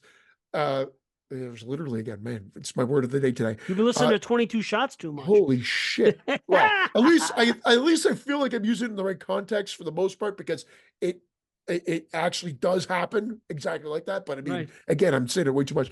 Ultimately, um, it opens with the mom barking directions at her. Like, right. she's literally oh my God, she's become her hands. She's become Right. her freaking hands, and adjustments of everything. And she will bark the order, and then it will be done. And take the picture, take the shot, or whatever. It's very Mhm. interesting because it shows you the behind the scenes of it. And I just love how you see it come to life. It's I've I always been love a that. fan of stop motion as well. Oh yeah. Uh, Oh yeah. but the mom is so particular, and I guess such a perfectionist, that even though it might look good to someone like us out of the gate, the mom's not happy with it and wants to scrap everything that they've done, which could have been a whole day's work or longer, just to get a few movements done, scrap it to start all over again because it wasn't working. Right. Yeah. That's rough. That's rough stuff That right is, there. it's crazy. That's the life of, I guess, a stop motion artist. Just scrap it, start again. Or any artist, I guess. I'm not happy with it, start over. And it's being able to make that um, judgment call, I guess, and be able to accept it, to say, yeah, we're going to start from scratch, and here we go. But like I said, from the actual look of the film, from the stop motion itself, from the acting, all of that's top notch. Even the gore is top Hmm. notch, and there's gore. It gets pretty There is. gory because it almost tears a page out of a Cronenberg, or like body horror, in a sense, because like she's making flesh life. She's got skin in the game, literally. Later on. Indeed. Yes. Skin, tissue, blood, and sweat, the whole 9 yards, literally, for her art. And literally, I could use here for sure. But where it gets a little weird is, so I guess she lives in an apartment building, and a little girl shows up. And Well, her boyfriend moves her into this apartment building, which I guess yes, his family owns or something, and there's not too many people that are living because I guess it's going to be sold or demolished or something. So after this situation happens, when her mother has a stroke or whatever it is and goes into the hospital and she's in a coma, he moves her into there. And you said you can create, you got all this room, do your thing. He is really supportive for quite a while in this movie. What happens later? I don't know, but I still think he's oh, pretty I think supportive for the most part. And they I think both he have was their, valid reason to snap later, which we can get to, but because yeah, I thought that but was a they really both good have scene. their, Yeah. Like Yeah. she harasses him at one point. He harasses her for like their supposed careers and what's going to happen, and that Yeah. will happen. But I think he's pretty good. He's pretty supportive. Here's the thing: as I'm watching the movie after the first act, when we start going into it, I already kind of deduced to myself, which makes me happy, that this is going to end up being like a May type film or like a what's the other one I really loved? Saint Maud or something like that, where cracks are going to begin to come out, and in the third act, hell's going to break loose, and that does happen. But this is the difference between this movie and those two movies. I don't see a hint of any mental problems leading up to any of this stuff until maybe when the little girl shows up and things start to unfold and we start seeing the one time she's in the shower and they have a real cool scene when she's scratching her leg and it looks like it's the wax coming off a thing. Yeah. The I mortician's wax. this is Yeah. It just seems like all of a sudden, and we have to say it. Of course it's mental. Whether or not the girl is real from the beginning, I don't know or not, but this is what I'm saying. It was like the snap of a finger. She's just fine. Yes, there's a little bit of pressure, but we don't see any breadcrumbs leading to what it was like.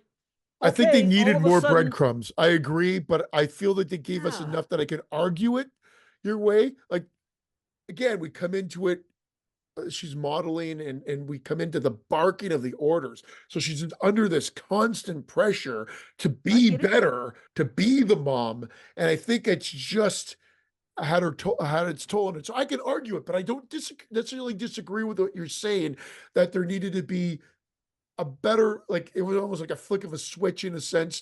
But you could use the barking of the mom and that pressure and them having to start over and her going down this path and her reaction, her interaction with other people other than her boyfriend, like her boyfriend's sister, who seems to be in competition with her, but also seemingly wanting to help her as well.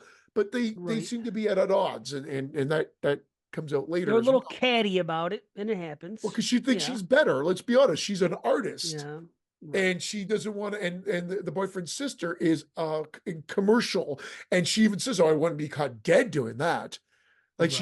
it's a little bit on her Right. soapbox and high and mighty and like, oh no, I'm an artiste and I would never sink down to use my art for a product in a commercial or whatever.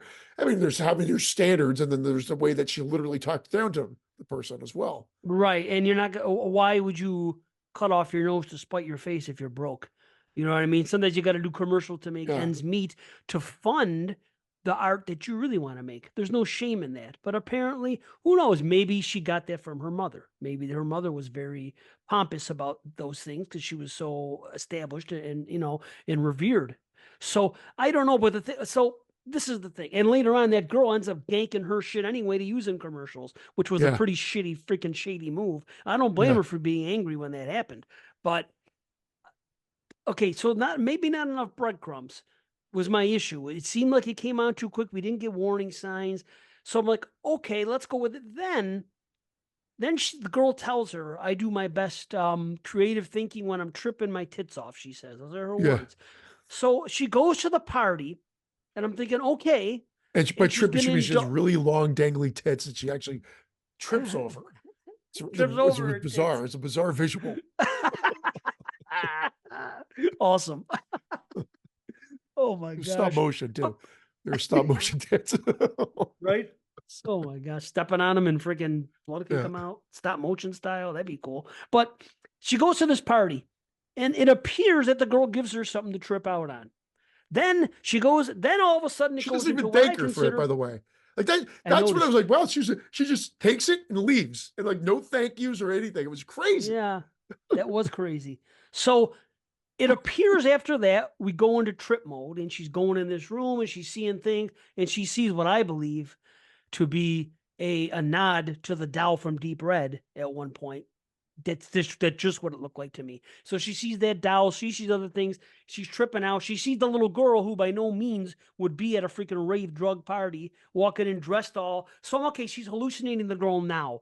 Was it a hallucination before? We don't know. Okay. So I see that, then she gets out And then she has that whole thing when she's talking to her in the woods about the dead fox and getting the ideas from the girl, the little girl. So I'm like, okay, she's tripping. And they even point to it because she says, talking to yourself is the first sign of madness or something. And the girl says, "Oh, well, look who's talking," or something like that. Yeah. So I'm like, okay, they're alluding to the fact, which makes sense because it would make zero sense for that little girl to be at this trip out party and then being out. So, okay, great. That's her own thing, I rationalizing guess she's those are the tripping out. breadcrumbs, Okay. but it feels like, But yeah. but hold on, let me finish. This is the thought though. The next day, she talks to somebody about it. I forgot if it was the boyfriend or a friend or whatever it was. And they were talking about the tripping, and she said, I didn't even take them. And she takes them out of her pocket and throws it on the floor, and there's still stuff in the thing.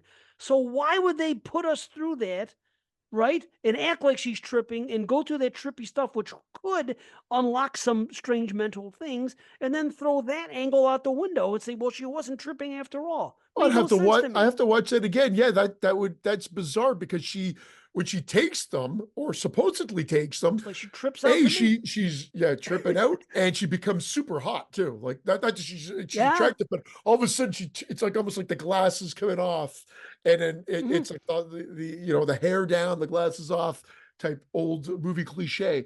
And but that's funny. You're right. I guess I interpreted or thought or wasn't paying attention enough to realize that she didn't take any of them. Maybe I thought maybe she just took one or whatever, but that's weird. See? I'd have to go That's what I'm back. So that's saying. even I don't weirder. get Now, it.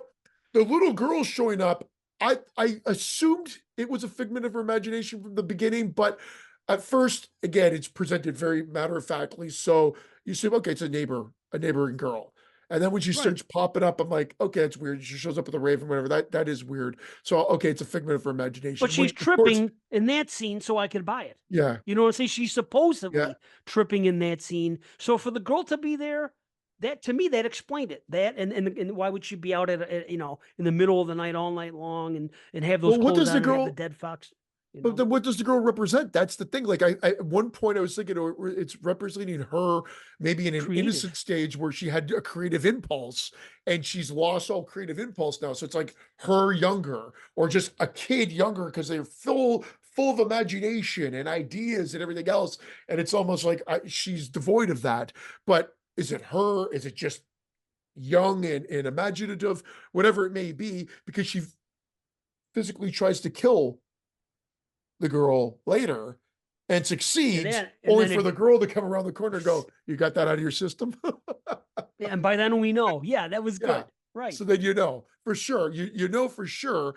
But the girl is also the ideas that she gives are really cool for the story because the main character, she is like I said, devoid of any imagination. She can't even think, even though the girl gives her the breadcrumbs that we keep using as a motif in our review here for the story structure of where it should go. She's like, "Well, this is my film. Stop it. This is not yours." And she's like, the little girl's like, "Is it yours?" And she's Right. like, "What Is it? happens next?" And she has Right. no answer. She doesn't know what happens next. She can't even think of what happens next. So she needs the girl, but the girl introduces another element, and I'll be lying to say I've interpreted what this means, other than it being cool for a horror film, that she needs flesh in the game. And the only thing I could think of is that, she needs I like that though. her blood and sweat in it. But the problem is it's not just her. That happens later. It starts with Steak. raw red meat, Right. and then it's like a dead fox, and then Mhm. it's her. So it's a Yeah. weird progression there, and I'm not entirely sure if I could connect all the dots. I need someone to spell that out if what I'm missing from an allegory standpoint or what I didn't interpret. Unless it is simply what I said, and it's just a stepping stone as there's more skin in the game and more to lose But as it see, progresses. I dig that stuff, and I don't have an issue with any of that. The addition of steak or the dead fox, the flesh, and all that. I'm like, okay, it's more creative. It's just what's going on with her creatively, which is being brought to her by her own mind and this figment, if it is, or this real girl who's has a child's imagination. In either way, I'm okay with it as it's going. It's just that, and by the time it ends, and by the time we get to where we get, to me, it's clearly spelled out that she was always a figment, which she doesn't really help the film to me because she just went to that apartment.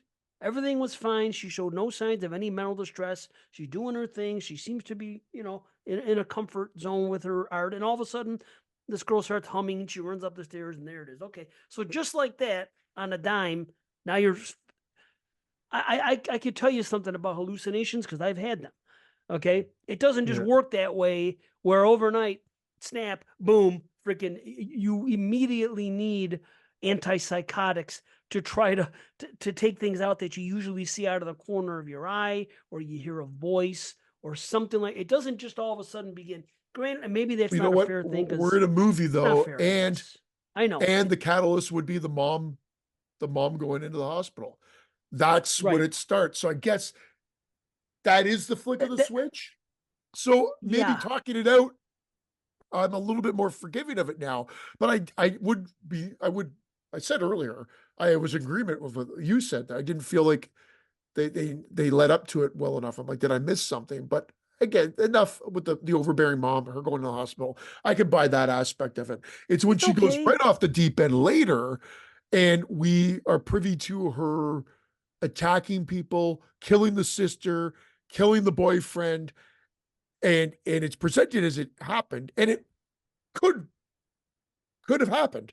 I'm just assuming after the movie was done, based on how it ends, which is bizarre to kind of she becomes a character in a sense almost. That's kind of what where it kind of A puppet. alludes to. Yeah, that I'm wondering if we're just on the or in her mind without any explanation as to such, and she didn't kill her brother's or boyfriend's sister, didn't kill her boyfriend, and yeah, we saw that, but it was all in our mind, and the movie just decided to end there.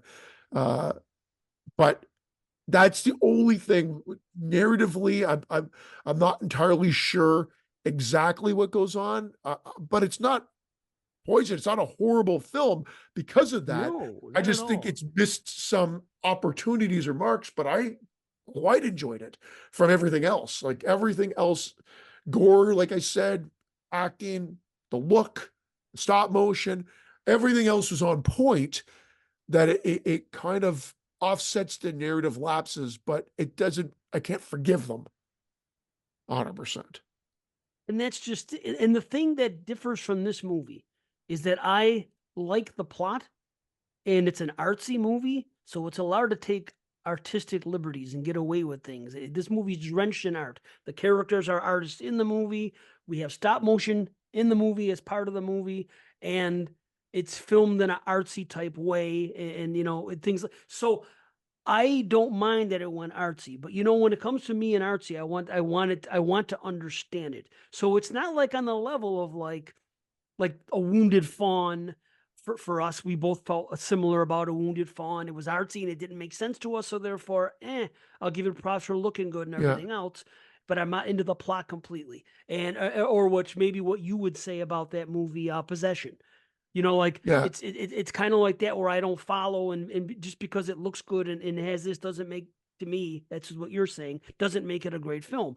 So this movie doesn't go down that path for me at all. well, she's not It's not a rocking in a wound. chair for like 5 minutes straight.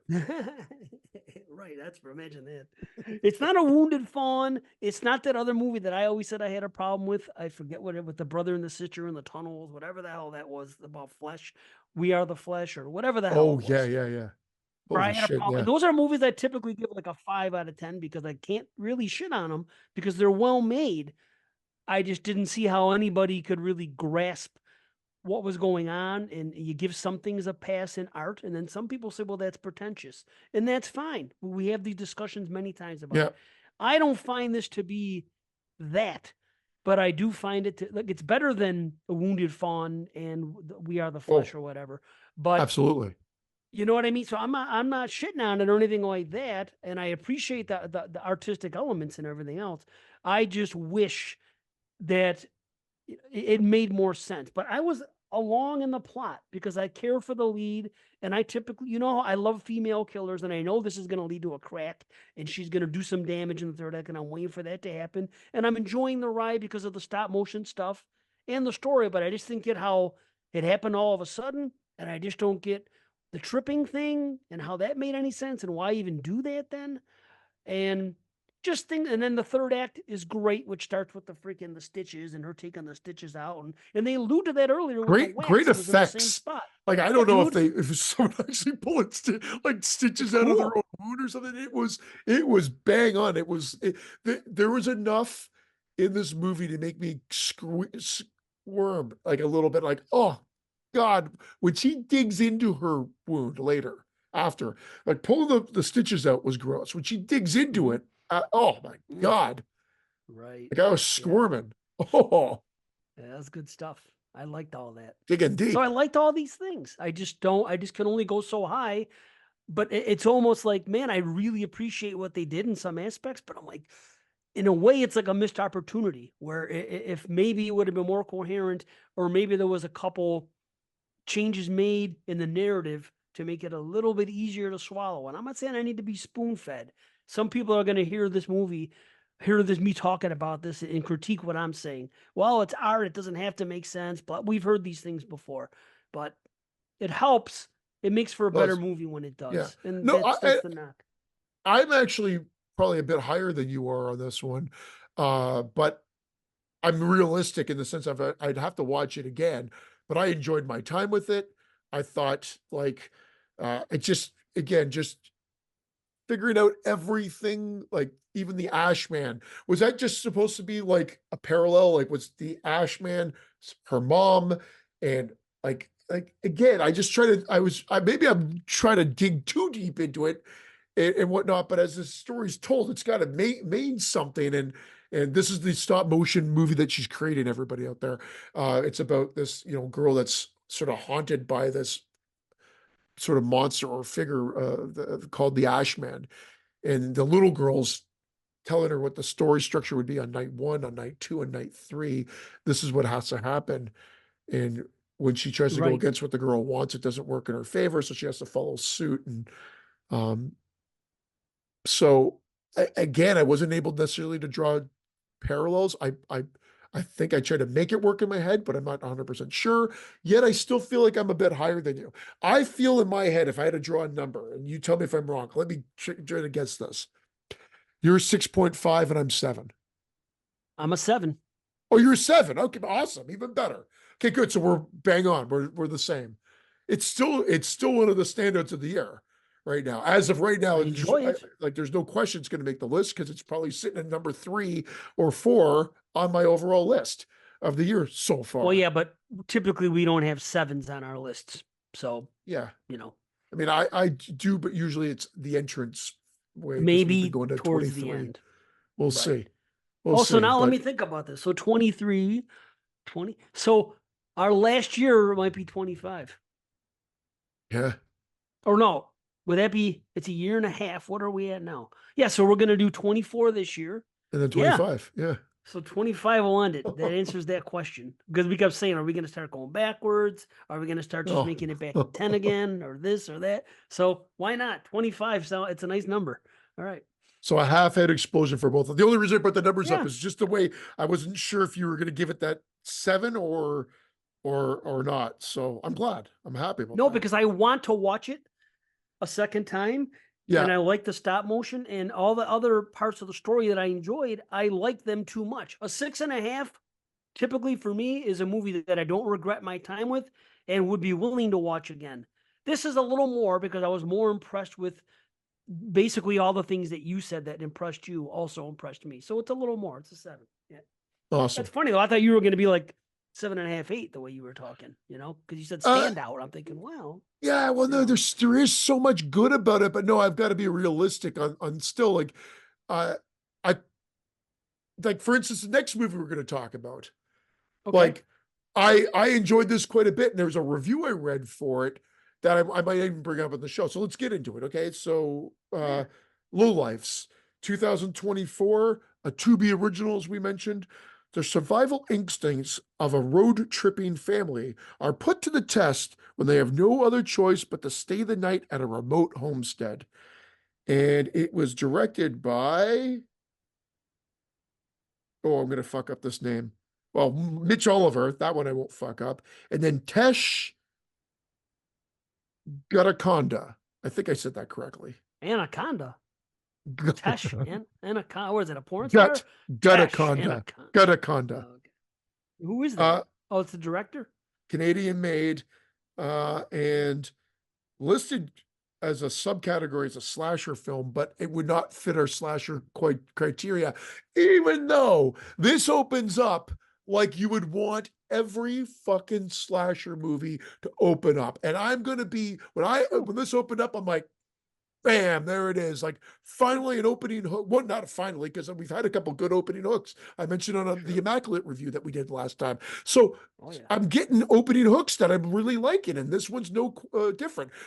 Opens up, a guy's running from something frantically, he's stumbling through woods. You see a killer holding a knife, right out of a slasher movie. He or she or whoever comes up to them, gets close, slits their throat, and it bloody, spraying, and then it falls down dead. The unseen person, pulls the dead body out from the frame, revealing the title on the ground, Lowlifes. Ooh, Lowlifes. yeah. And I was like, bam, amazing opening. Yeah. Amazing. It was a I've great used that. opening. Great opening. And Great I'll tell you opening. this. Yeah. I just realized something because Tell I me. looked at my notes. I looked at my notes, and the first thing it says was first to be original question mark, and then good opening kill.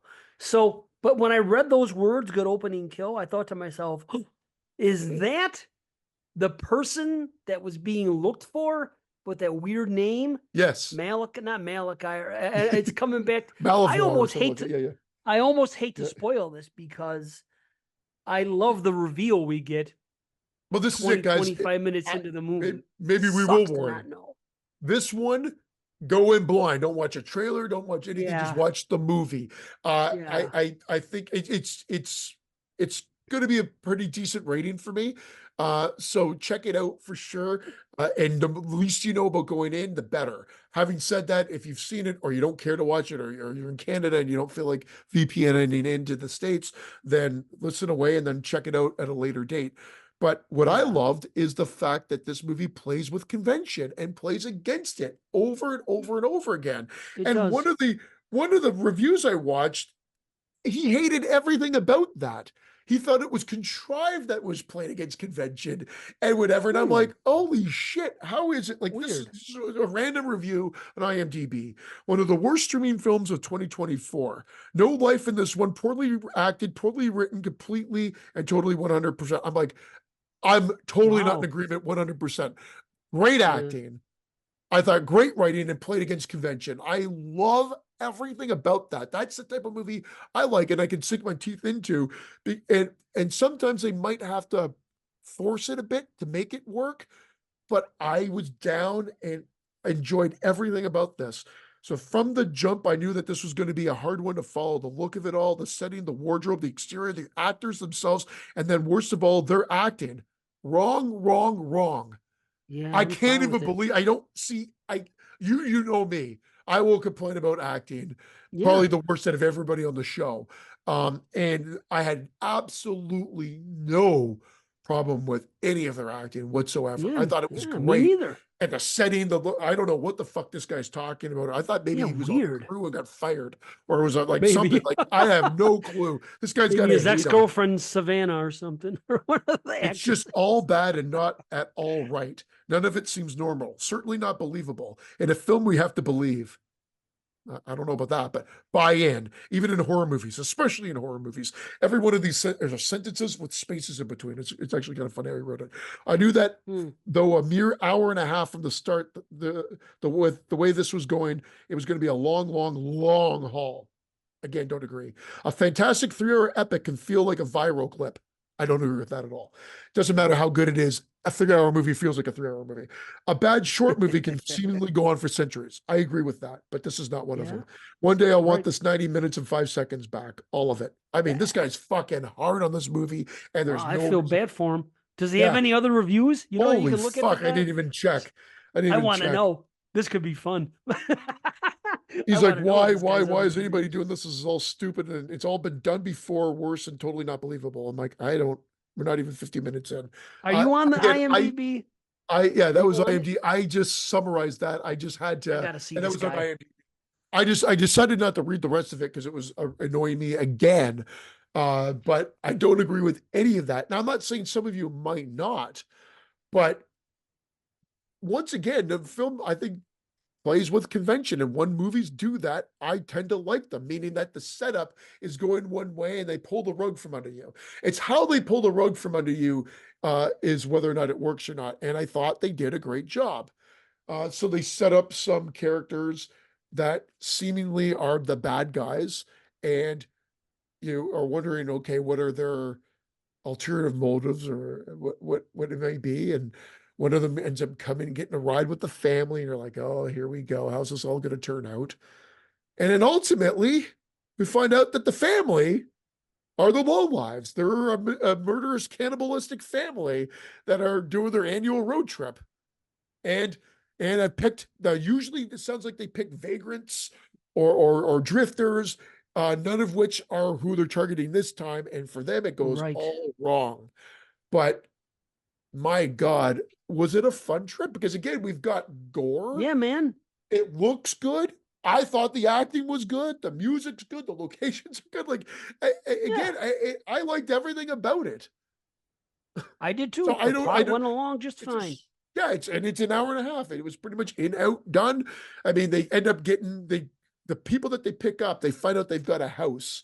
So they're in the middle of nowhere and they find out they've got a house. The house is like 10 miles away or whatever. So they're driving this guy back, but they kill him on the way back. And not only kill him, they That get into scene like was painter great. suits and whatever like that. They saw him up, chop him into itsy bitsy pieces, open up a freezer. You see that they've got to have heads, and I think it's the Malvar guy from the beginning. His head's in there, body parts and whatever. Like they're stocking up for the year, their food. They're Well, doing their hunting yeah, trip.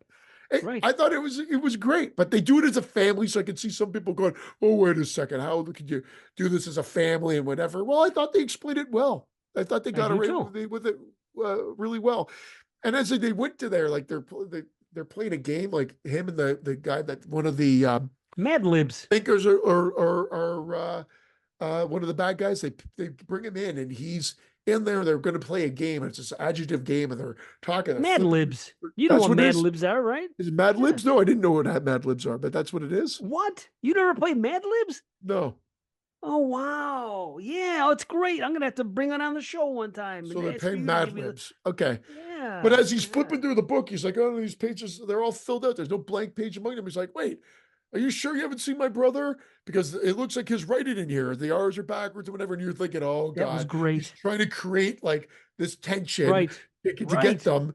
And then you find So out, good. no, his brother was there and they offed him or did something to him. And he was the guy probably running at the beginning. They never do fully explain that, but I'm pretty sure when you saw his like that when they opened up the freezer, I'm like, I think that's the guy's head from the beginning. So I pieced it together that was the brother missing because they were in the same area, and Yeah. that's who they're looking for.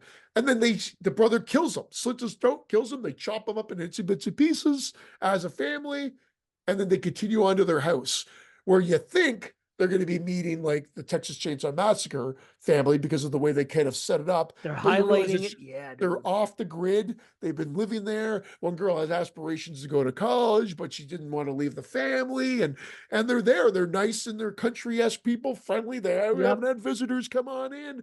Yeah, And man. one girl doesn't think that family's quite right, but the other one's, come on, like this is the country. We're supposed to be hospitable and everything else. And then it ends up progressing into the movie of one family against another family. And Yeah. yeah. So It's cool. And again, a lot of fun, a lot of twists and turns and gore, and it's just really well constructed. And I agree. And fun is how I would describe it too. And I always Yeah. say this. I always try to bring up examples of movies that I think are fun because a lot of times, you know, some real goofy, silly comedies people say are fun, and then I watch them and it's not my cup of tea. But and then I'll catch a movie. I'll go, okay, so this to me is a fun movie, and that's what this is. And it has nothing to do with comedy. Although later on in the movie, and this is the difference. I'm going to highlight the difference. There are some lines that were said in the third act that were humorous, but the way they were said And Yeah. the lack of too much emphasis on it, to me, now that's how you write comedy. That's the stuff I like. The guy at one point when they're killing the family, the father comes out and he brings out the somebody's hands or arm because and there was the writing on the fingers. So one of the girls recognized it as a family Mac. member. Yeah. Yeah, Big Mac, right. So they come out and he goes, and this is what the father says. He goes, I know exactly what you're thinking. Did he use too much salt? And Yeah. that's just the way, and that makes me pop. I'm like, ha, that's good. And later on, he says something about, well, I want finger food because then he goes, or Yeah. is it thumb food? But it's the way it's delivered. It's humorous. If it was another movie, if it was Freddy, he would have been like, Yeah. Freddy Krueger would have been like, hey, did I use too much salt? Yeah. Or you know what I mean? Or if it was like a Finger movie like food. yeah, Yeah. finger food. See what I'm saying? That's if it was like Greasy Oh, Strangler Rick, or you little Psycho meatball. Gorman, another type of movie like that, they would have said it a different way. It would have been more obvious, outward type, ha ha, look how goofy it can be. Where this to me is the way to write comedy. That's just to me. This is what I prefer. Yeah. I think it's better, especially in a horror movie, the juxtaposition to have a little humor that way in those 10 scenes and this and that, as opposed to ha ha ha type comedy. And Yeah. maybe people that listen to me could understand more my taste when I say that, because this is an example. And that's just one scene. And I just wanted to mention it because of what you said earlier about fun. And that's my last note. This is a fun movie. So Yeah. I'm glad you brought that up. Um, That's how I looked at it. It was fun. I mean, the when there's an opportunity, I don't even feel like they dropped the ball anywhere, because when there was an opportunity for one sister to save her sister or take off or kill a family member, she chooses to not kill the family member and end up joining her sister, which put her in a bad situation. But I guess she figured that she'd rather die. And the other sister was like, "Why didn't you run when you had the chance?" And they're sisters, they're family. You believe it. You don't feel like it was a dumb decision. yes. Like they somehow make that work, and that you've got to give credit to that, from the script to the actors, because the actors have to sell the fact that that was done. There was a little bit, the only, if I, and I'm quibbling here because I was like, okay, when I talk about this on the show, what do I bring up if there was anything negative? And I'm only saying it because I noticed it. I'm like, oh, that was a little sloppy. When it gets into a little kerfuffle, when there's a little bit of one-on-one chase and violence in the house at the end, in the Right. kitchen, whatever, it's a little messy. Like you feel like she could have gotten out and then she's not out and then she's back in. It just, like, between the editing and some of the movement, the blocking, that was a little messy. It's like 5 seconds to 10 seconds. I'm really nitpicking here. I noticed that and I was like, oh, that could have been done better, just because of how else everything else was done. And I did call it the second one of the characters, a cop, is going with this gut instinct to have to go back. I said, I think I know what's going to happen. And it I did forgot end up. about him Okay, so until, you forgot about him. So I well, said, I forgot about that okay, scene, but when the thing happened at the end and there was yeah, that chase, and when I saw a gunshot, I knew who shot it right away before they yeah, showed him. I'll give you that. yeah. And I was like, I knew it was going to come. I'm almost upset it did, because once again, though, kudos to the movie. It I love it the doesn't ending. hold. It does no punches. It holds no punches. It just gives the movie they wanted to give you, and I got to give them credit for that. So I applauded for it, even though I was upset, which is exactly why I applauded for it, because I wanted Right. a character to live that didn't live. That's, dude, that's it. I liked the characters. I liked the characters in both well, okay. I don't want to say I liked the performances and I liked what was going on.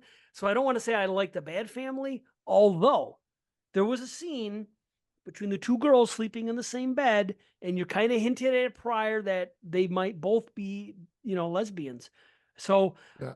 now when they get in the room together and things start progressing, I am literally watching it, hoping.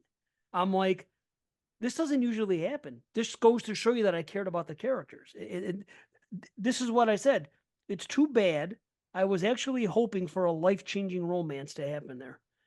I wanted something to It happen looked and like it there'd was be a going to happen. swerve.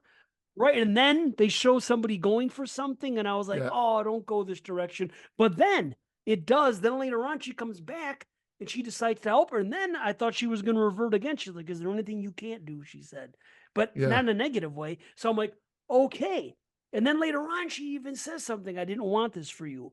But then she says, but you fucked with the wrong family. So by Yeah. then her mother was already killed by them. So it had to be, but I was like, I cared about those two girls. I cared about the entire family. Maybe not so Big Mac, but whatever. I cared about Paw. You know what I mean? I cared about the two sisters. So I cared about them as people. And I'm like, okay, part of me doesn't want to see them die, or maybe somebody gets to live. And then I cared about what the blossoming possible romance between these two girls and what it may lead to. So the fact that I cared about the characters doesn't always happen. And I No, did care about them. So and I wouldn't have expected it from to be original, and because typically the to be originals have not been that great. Other than again, a Little Bone Lodge, I liked that last year. I I liked it. said I gave, although not, I can't say they're great, but I definitely gave them a second chance, and I ended up liking Terror Train and Terror Train 2 more than Oh I yeah. would have thought I would have.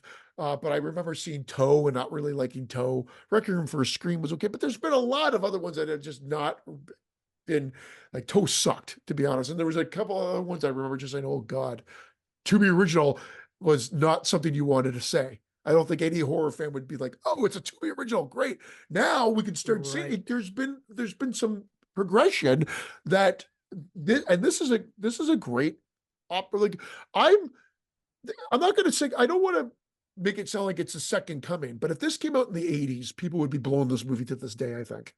I think this would be in classic, possibly classic rotation because of the fact it played on conventions that were already established at that point, Mm-hmm. but was playful enough that could have that this is the equivalent of The when Hitcher. they wedge in a line in Leatherface, the third one, with Ken Foray and I don't know if it's dude that's a star now, like that was in the Lord of the Rings movies, McConaughey? Vigo.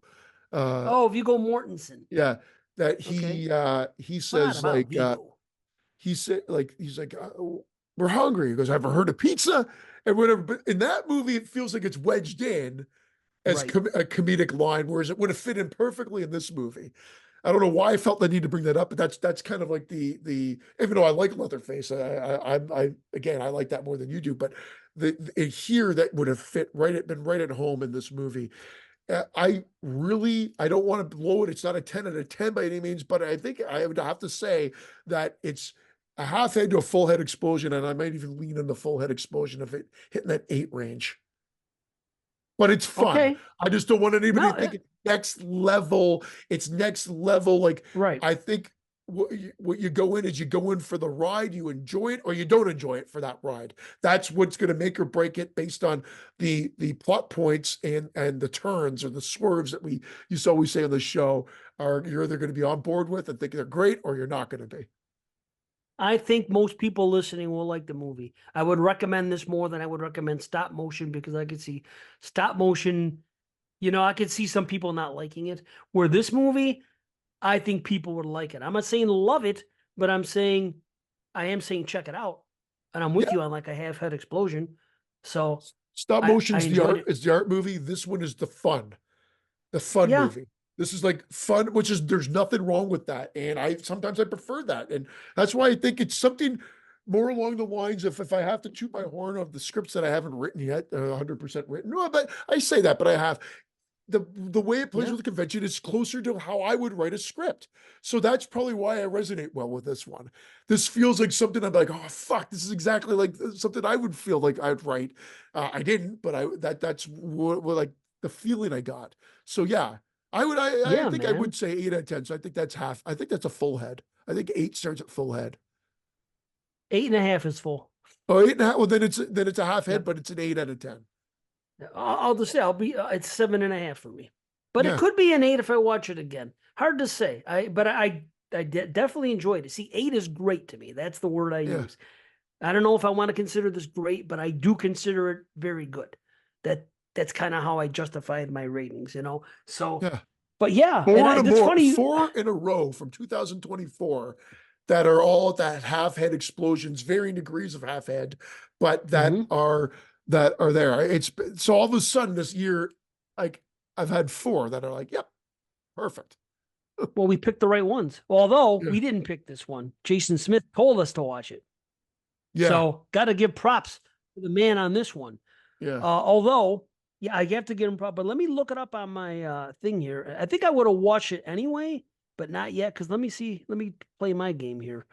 And yeah, see, when you look at low lifes on Letterboxd, I see a 2.5, a 3, a 3, a 2.5, another 3, but then I see a 4, a 3.5, a 4, a 4, a 4, a 4, another 4, and another 3.5. When I see that out of like 20 people, 20, 25 people, that's enough for me to say, I'm checking it out. So I would have checked it out, but probably not right away. I probably would have put it on a list as a, a wait and see, as I like to say. But I would have got to it eventually. Like, But Jason Smith mentioned both and said, "Hey, if we wanted to watch two movies for the show, so like, well, he said that. Let's check it out. yeah. So that's good. But it is fun. It's definitely worth your while. I was going to ask you if you consider it a slasher or not. It's so difficult Well, you categorizing things can't, sometimes, again, it right? is in that bigger realm of branding all the subgenres under slasher if they've got a killer in the woods and whatever, like Texas Chainsaw, like Hills Have Eyes, like Wrong Turn. But at some point, you've got to separate them between subgenres, like we do, I think. Yeah, And again, it starts like a slasher with that opening, but then once you realize what it is, it's a cannibalistic family and it's family against family. So then it's like more like like a Wrong Turn or Texas Chainsaw or all the other ones that yeah, we've decided are not necessarily standard slasher films. I right. again, I don't care if someone fits it under the umbrella, but I would not. It's not going to be on my No, slasher list. I'm not putting it on the I slasher list, agree. even though I love it. I Right. No, enjoyed it. I I'm hear not. you. It's gonna. I'll separate it because it ends up not playing out like a slasher. So I've been thinking about that, and I've been thinking about The Dentist 1 and 2 because they're doing it on 22 Shots this weekend, and it got me. And even though I gave The Dentist like a 7.5, and it was on my top 50 last time, I was been wrestling with the idea as if I considered a slasher or not, and still don't know. And that's I'm. But then again, part of me says just let as much in as possible. So I don't Yeah, know. I'm It's going to tough to check him out again. categorize. Again, like Yeah, as we get down there, that the list of ones that I definitely want to check out again and like The that went in front of Stepfather. us. I don't think Yeah, The well, that was Stepfather's a but the slasher. stepfather's out anyway. Remember, the good thing about the stepfather is it can't be included. There's four of Why them. there's is there really? One, two, three, and then there's the remake. Is So there boop, nice oh and easy. Nice and easy. wow, I It didn't know was there was even a considered a third one. I think Oh, the okay. first one was considered like a kind of a high-end slasher, like a, you know, slasher-esque, but it was definitely not done in a traditional way. But I could see that being more. But yeah, there's four of them. So I it mean, just it's makes our lives tough. easier. Okay. It's just tough to do it because I don't want to come off like what I'm saying, these are the 100% rules and this and me being tight ass about it. I want to be all inclusive to a degree. Well, my You rules know, are I my rules are going to be if there's more than three, they're out. And like I mean, it's well like that like we you said, know. Oh Final yeah. Urban Legends is still in. We know There's that. there's only three of Right. them. It's not making mine anyway. But the thing is, just not even so many how many are in the franchise, just the films themselves. Just like, do you consider that a slasher? And I'm trying to, you know what I'm saying? Because it's like I said recently. To me, there's a difference between traditional slasher and slasher now. It's and I think I'm so hung up on traditional slasher elements that it's tough for me to do that because not because I want to be tight ass about it, because I want the show to be, as true blue as possible, to really represent, real slashers. Literally True Blue. Yeah, right. But I'm not trying to do it to be I'm trying to do it for the sake of the show, not because I Yeah. want to be those type of people that says, "Well, I can't watch it because of this," or "Fuck you, that's not a slasher." It's All right. just like the horror, is it a horror conversation, which I don't even like having anymore because I feel sometimes when I have dialogue with people about it, discussions, I feel like maybe I'm coming off as a what's the word? a Asshole. guardian, I'm just kidding. maybe an asshole too, I'm but I don't joking. want to be. What are they? A gatekeeper, and that's Yeah. really not what I'm trying to do. I'm just trying to make for the most accurate, for the sake of the podcast, the most accurate show. What I believe, people could like listen to the show, and none of them could say, "Well, come on, that's not a slasher." I don't want people to do that. I want Well, I people mean, to say, "Oh yeah, and these are," but people we'll never couldn't do it. believe we left Texas Chainsaw off the last time. But the good thing about it is that's the great thing about our new rules is that the Right. franchises and anything else, like it does help. It definitely helps. I'm not going to lie. For sure. Like you said, the stepfather, we don't even have to worry about it now. Although I'd probably classify it as a slasher. It's just, it's again, it's a different style. Instead of the unseen killer, you're shown the killer.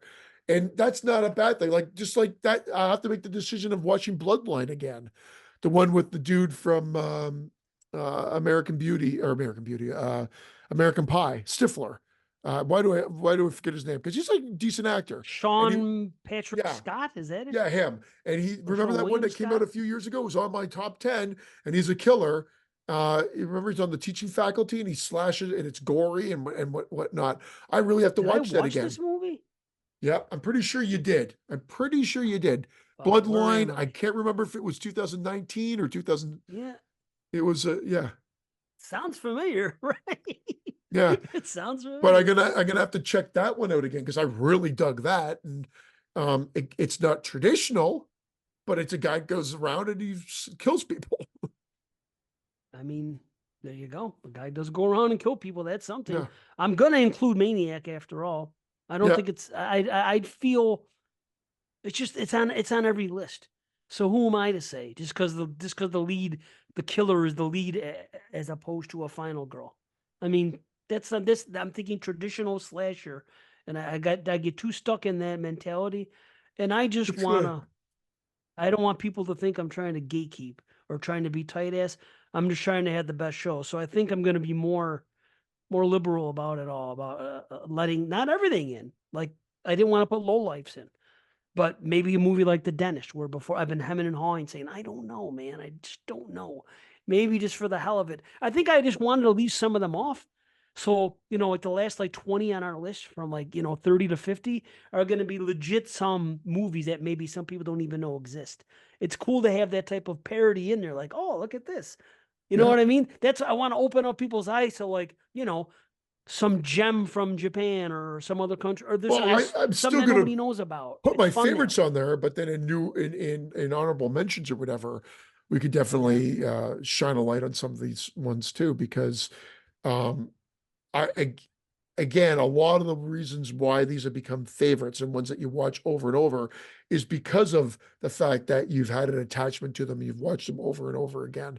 So there's just Hmm. some that I know are going to automatically fall into place there, but Yeah. I got to make sure I make way for Dream House or Dream Home That's and for sure. the ones that that you almost forgot about because again, we could have made this more difficult and still kept it to just North American. No franchises. But Yeah, but no, I love the fact that it's all countries because I'm discovering movies that we've talked about already this year when we talked about all these slasher movies that I never even knew existed. So not to say I'm an expert, but I'm saying if someone like me is discovering new slashers, I gotta believe that well, some that's listeners don't know about them either. well, So yeah, that's awesome. that Yeah, and that would be that is a great thing, no question. But yeah, it's I mean, fun. I wrote a list. I just have to revamp it and make sure that it incorporates obviously everything that I want to have on my top 50 list. And like there'll be people that are mad at us that we don't have shallows. I've mentioned this previously. Like Yeah, we've well, separated giallos from slasher. And and we should. some people might not agree with that. They'd say that's an Italian slasher. Yeah, and they're entitled to that. I mean, but I could literally like see this is the difference. This stage fright's an Italian slasher. Okay, Yeah. fucking Torso, Italian slasher. okay, okay. As much as I hate to not include it, Deep Red is not. It's not. Yeah. Deep Red is not. Tenebrae is not. New York Ripper. To me, they're not. They're just not slashers to me.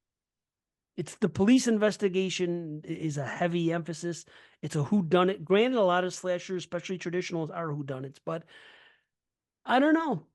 They're just, to me, they just don't have that feel. They have that amazing giallo feel, which I love, but I just don't.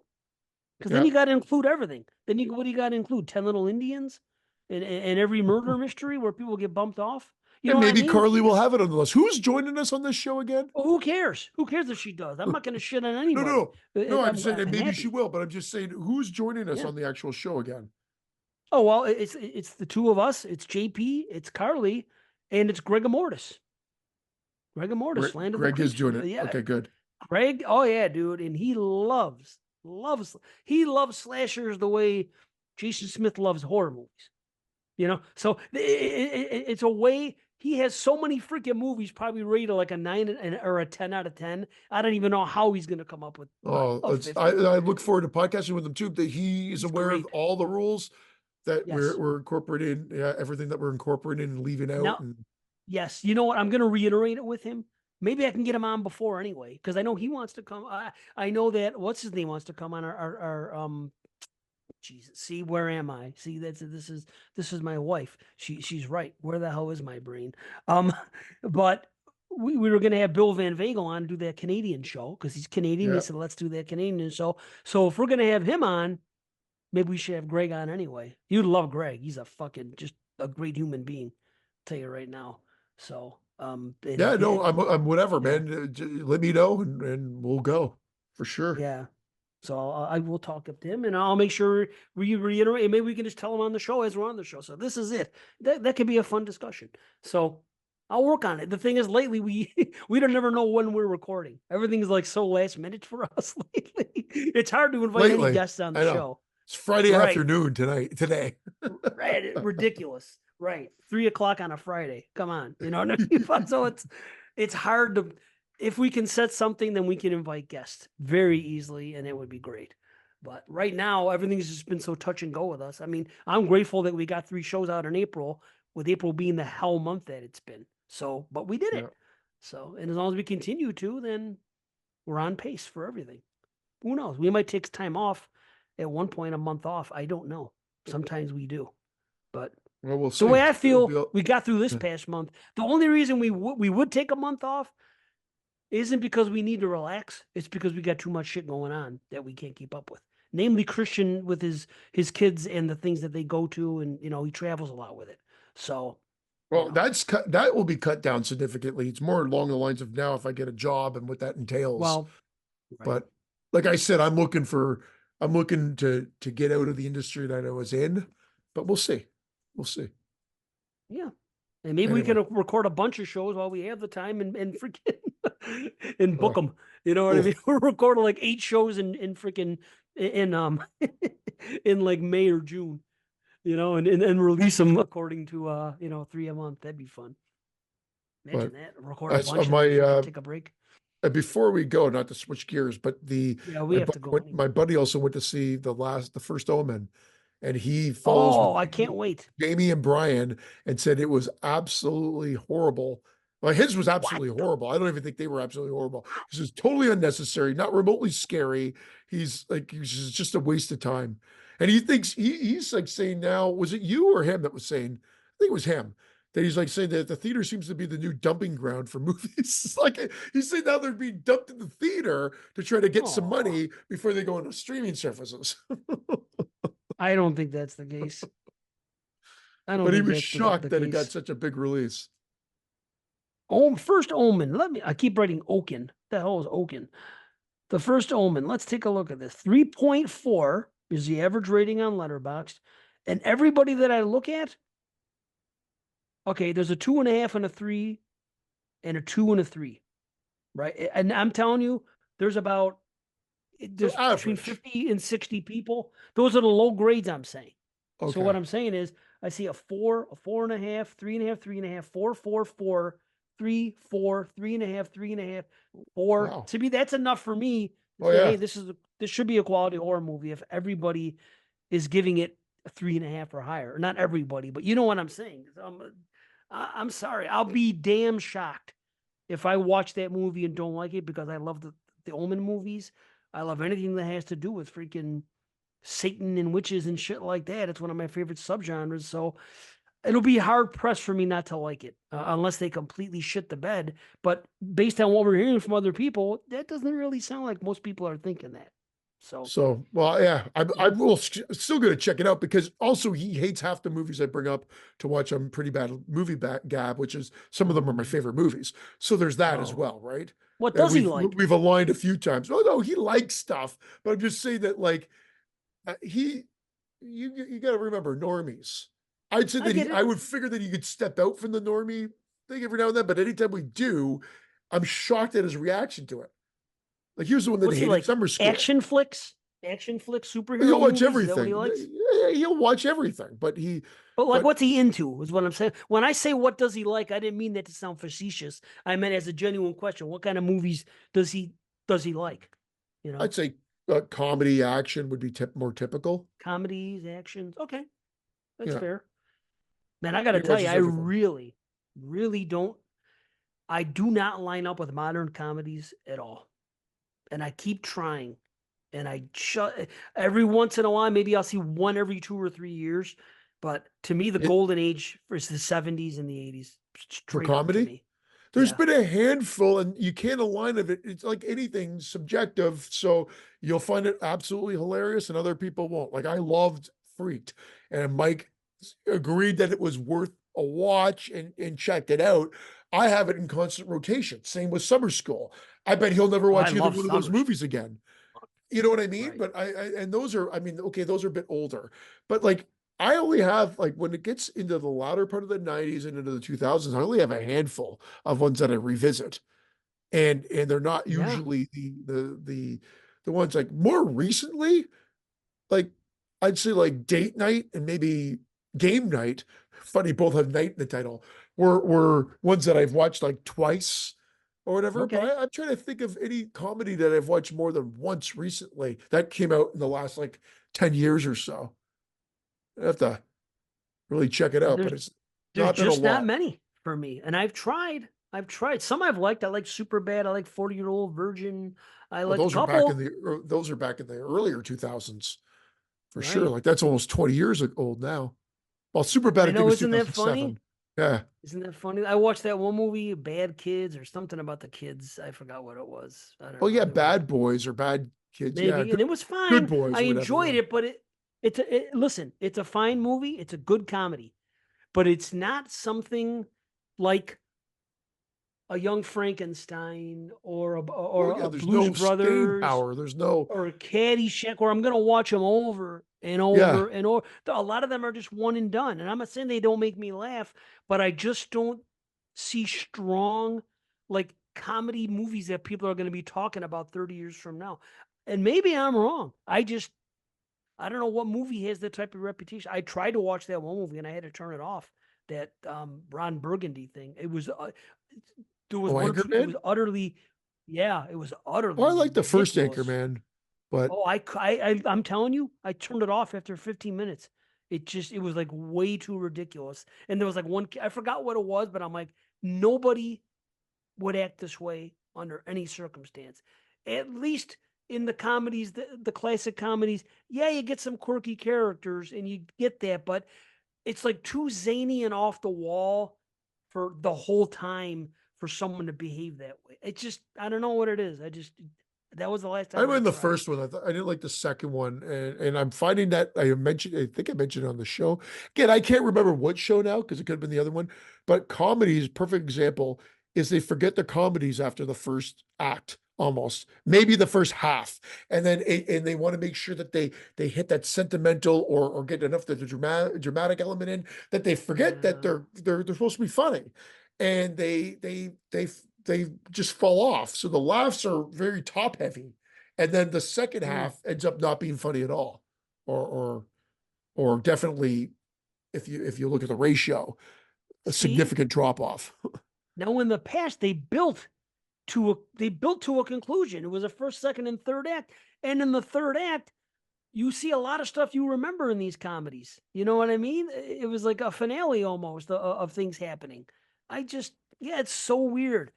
Maybe I'll try again. Like I never watched that Borat movie. Maybe that'll Oh, be my year. Borat and Bruno are two of my more recent. But again, those you're talking about 2006 and 2008 or nine now. Like they're like almost like old.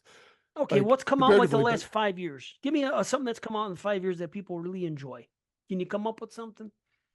comedy wise, I can't Because even think of I'm one in the willing last to time. do it. I'm not going to sit here and put my foot down and say I'm not watching modern comedies. I want to Borat and enjoy Bruno them. are two modern classics. But I consider them modern classics. Like Borat, Okay. Bruno, um, Private Parts. I actually liked Artie Lang's Beer League. It's Oh, I really liked like Private Parts. Howard Stern. Private Parts is like one of the classics. And Yeah. Adventures of Ford Fairlane with Dice. I still think I hated it the first time I Nice. saw it, but I actually like it. I watch it all the time now. Oh, nice. Summer Oh, School, of course. I mentioned Beer League. Beer League was made in the 2000s. It was done very cheap. I could see someone not liking it, but there's enough charm and good jokes in it, but it's not it's definitely not for the woke generation for sure. well, a lot of that But now. yeah, Look at all the Mel Brooks stuff. I mean, come yeah. on, all that stuff. I forget about it. I'm trying But to think of the last 5 years. I know I've watched something that made me laugh, there but has to be, right? yeah, some of the But I ones don't that know. more are kids focused that I've actually been like, well, that's great. And I'll rewatch them. Like I remember when Chris was into that Teen Titans Go. I think I even brought up in the show. I took him out to see the one that was the theatrical release, and we laughed through the whole thing.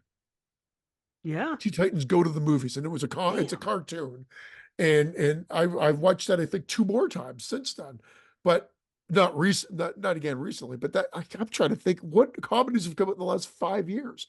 I know there have been. I just not nothing's coming to my mind. It's been memorable. Here's one. That's way too many. The 90 best comedies of the 21st century. Don't expect from the end of the world to Jackass Forever. So that's 90. I can't go through a list, but I don't know Oh what yeah, this is. Sick of that new Myself, Jack Bottoms. that new Jackass came out, and I didn't like that at all. I don't like That Jackass at fourth all. one. I don't like it at all. It's not for me. Um, Bottoms. I don't know what that's about. That's one on here. 2023. Dungeons and Dragons. Honor Among Thieves. Scream 6. Fuck you. Why is that on a comedy? Ratatouille animated. Well, Barb that and Star Ratatouille go came to out like in a long time ago. Well, I guess it's a 2007. millennium. Yeah. Yeah. Barb and Star go to visit Del Mar. You know what that is? Okay. No, So good luck to you, Leo Grande. Good no. Boys, that's the one I happened to see. It was fine. Bend It Like Beckham, that was older. I didn't know that was a comedy. Crazy Rich Asians, I know that was up for like awards and stuff. Did you see that one? No. Okay. So Bad Luck Banging or Loony Porn 2021. What is this? Let me go to the top 10. You know what? What are these? I've read one really quickly and they mentioned game night as well. So I'm glad to see there's a little bit of love for game night. And date night's the one with Tina Fey, um, Mark Wahlberg, and of course the main guy is Steve Carell. And then date night is with Okay. Justin Bateman or Bateman. What's it? Jason Bateman. I wish it was Justine. I never see her anymore.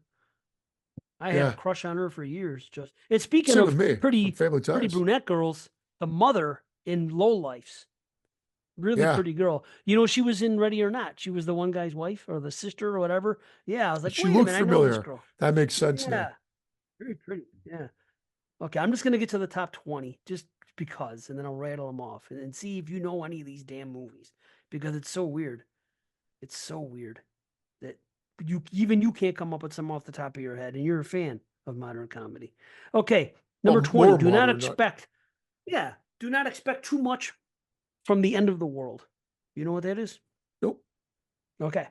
Let's go to number 19. Super bad. Okay, I already said I like Yeah. that. 18. Team America World Police. Of course I like Yeah. that. That's Yeah. comedy. Yeah. That's South Park comedy. I dig it. 17. Wet Hot American Summer. Never Yeah, that saw it. was a throwback. It was Right. okay. It was a throwback to the 80s comedies. A Right. decent enough throwback. Yeah. And of course, this damn freaking website, like on your phone, one little thing goes wrong, it goes back to the top of the list. Okay, there you go. I'm back. Super bad, Team America, blah, blah, blah, blah, blah, blah. What's this one? Walk Hard, the Dewey Cox story. It was okay. Okay. The John C. Lobster. That's Riley's a good. comedy? The Lobster is a comedy? Isn't that the guy that did freaking, what do you Yeah, call it? it is. It is. Yeah. Oh, okay. I thought it was like a horror kind of, like whatever. So it's It's not a funny, horror. The Lobster? I think so, but I haven't seen it. Okay. 14 Hot Fuzz. I know people like that one. Yeah, it's good. Still haven't seen it. I'll get to it because of who made it. 13 MacGruber. You know what that is? No, MacGruber? I guess it came from SNL. 12 Mean Girls, 2004. Never saw it. that was Whatever. good. The first one was Yeah? decent. I didn't think I was going to like Okay. it. It was good. 11 Four Lions No clue. from 2010. Okay. 10 Elf from 2003. Finally watched it 2 years ago. It was fine. Yeah.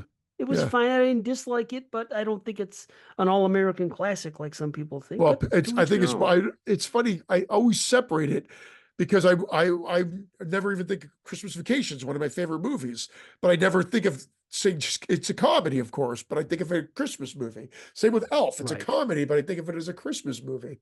So yeah, I watch it pretty much every year at Christmas, but Yeah. Again, the damn thing happened again. I had to go back. Stupid phones. That's the worst problem with phones, with websites. It's like they make it so difficult. Okay, so Elf, The Death of Stalin, 2017. no clue. Okay. Along Came Polly, 2004. Yep, I've Jennifer seen that. Aniston It's and Ben good. It was Stiller. good. Top 20 is a little Right. odd. But Number 7, Anchorman, which I told you I didn't like. Yeah. There it is. Will Ferrell's cartoon ridiculousness is always irresistible for teens. Okay, see, it was cartoon ridiculous, but I love cartoon ridiculous when it's a cartoon. Okay, Force Majeure, 2013. No clue. Mageure. Maybe I'm pronouncing it wrong. Majeure. I don't know. Okay, you don't know. Bridesmaids, number 5. I think I saw that. I think my wife showed it to Yes, me, and good. it was a Yeah. one and done. It was Well, fine. again, that was another one would be the Hangover trilogy. Like the first one was totally rewatchable, and then the second and third ones I've watched like once each. But again, Yeah, like, and then Bridesmaids was kind of like supposed to be the female Hangover. right. Well, okay. Number 4 is Shaun of the Dead. Yeah, I love that Well, hey, movie, but yeah, I do too. I do too. It's nice to see it on a list, you know? So hold on, it started over again. I gotta go back to it. Along came Polly. And then along came Polly. Okay, hold on. Okay, so sings his name there. Bridesmaids, Sean, Best in Show from 2000. What is it That about dogs? that's the Christopher Guest. He was on a roll there, and that was one of his better ones of like he did Waiting for Guffman, Best in Show. He actually directed a movie I liked, an actual dramatic film, which is The Big Picture. But he found his stride. He was one of the guys that was in Spinal Tap. So Oh, he's one of the okay. writers and was one of the guys in there. He may have even directed Spinal Tap, but he ended up doing these mockumentaries. So Mm, these are comedy mockumentaries, and they're really well done. cool. So I can all of them are respect good. that. Waiting for Guffman, Best in Show, and there's one or two other ones that he did after that, I think. Okay, I could buy that. All right. Number 2 is Borat. There you go. Yeah, And number Brat. 1, Borat, whatever. Borat. She's a fucking little brat. You know? Number one's got to be The Hangover. You haven't mentioned it yet. Number 1 is Tony Erdman, 2016. What? Oh my God. Tonierdman. I'll Probably have some to check artsy that movie out. fucking Yeah, I have shit. no fucking clue. It's sexy to have that on the top. It's probably like a fucking certain brand of comedy, and they So sound like they're. bizarre. Well, I'm They sound sure like they that wanted Super the Bad yeah. is on the list, but I like 23, Harold and Kumar, Idiocracy's 24. So I'm sure it's around there somewhere. 25-year-old virgins, 25, 25-year-old virgin, 40-year-old virgin is 25. But I don't know. So I'm sure Super Bad is on there, but where is what it comes down to. Neighbors 2014. Yeah, fuck I you. like There's that. no I way. actually didn't mind. I didn't Well, mind Neighbors. I The might. I sequel I think didn't it's like. The first one was yeah. okay. Because the Neighbors from 1981 is my favorite comedy ever. I'm always gonna take umbrage that this one's more known. That's all. Yeah, I bet. I can't help that. And nobody talks about Neighbors, you know. Yeah, there's some other movies. Game Night. I don't know. There's your movie. The Lego Batman movie. Blow me. That's not a comedy, right? Lady Bird.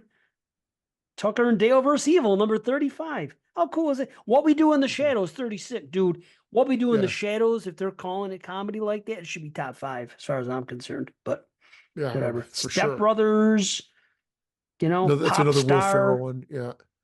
School of Rock. I'm sure Superbad's on there some. And they're fine. I saw School of Rock. I saw but again, They're all none. serviceable, but they're not, yeah, they Yes. don't, yeah. But let's see a list from the 70s and 80s and then see what titles those are Like, but that they're School probably of still Rock, making. I would Well, revisit. Um, some of these other ones that you mentioned, I don't even know, nor do I care to know. I don't even know, see? like I don't even remember them coming out. You'd figure every comedy you would have probably heard of, unless they're digging deep. But anyway, I'll dig into that after. I got to get going, actually, buddy. Yeah, you do. So I thought we were gonna So do I. wrap up 15 minutes ago, and we ended up kept going, which is fine. But yeah. So take care, guys. I'm sorry I'm cutting it off, but I got to get moving. Much love. Manchichi, Manchichi. Peace.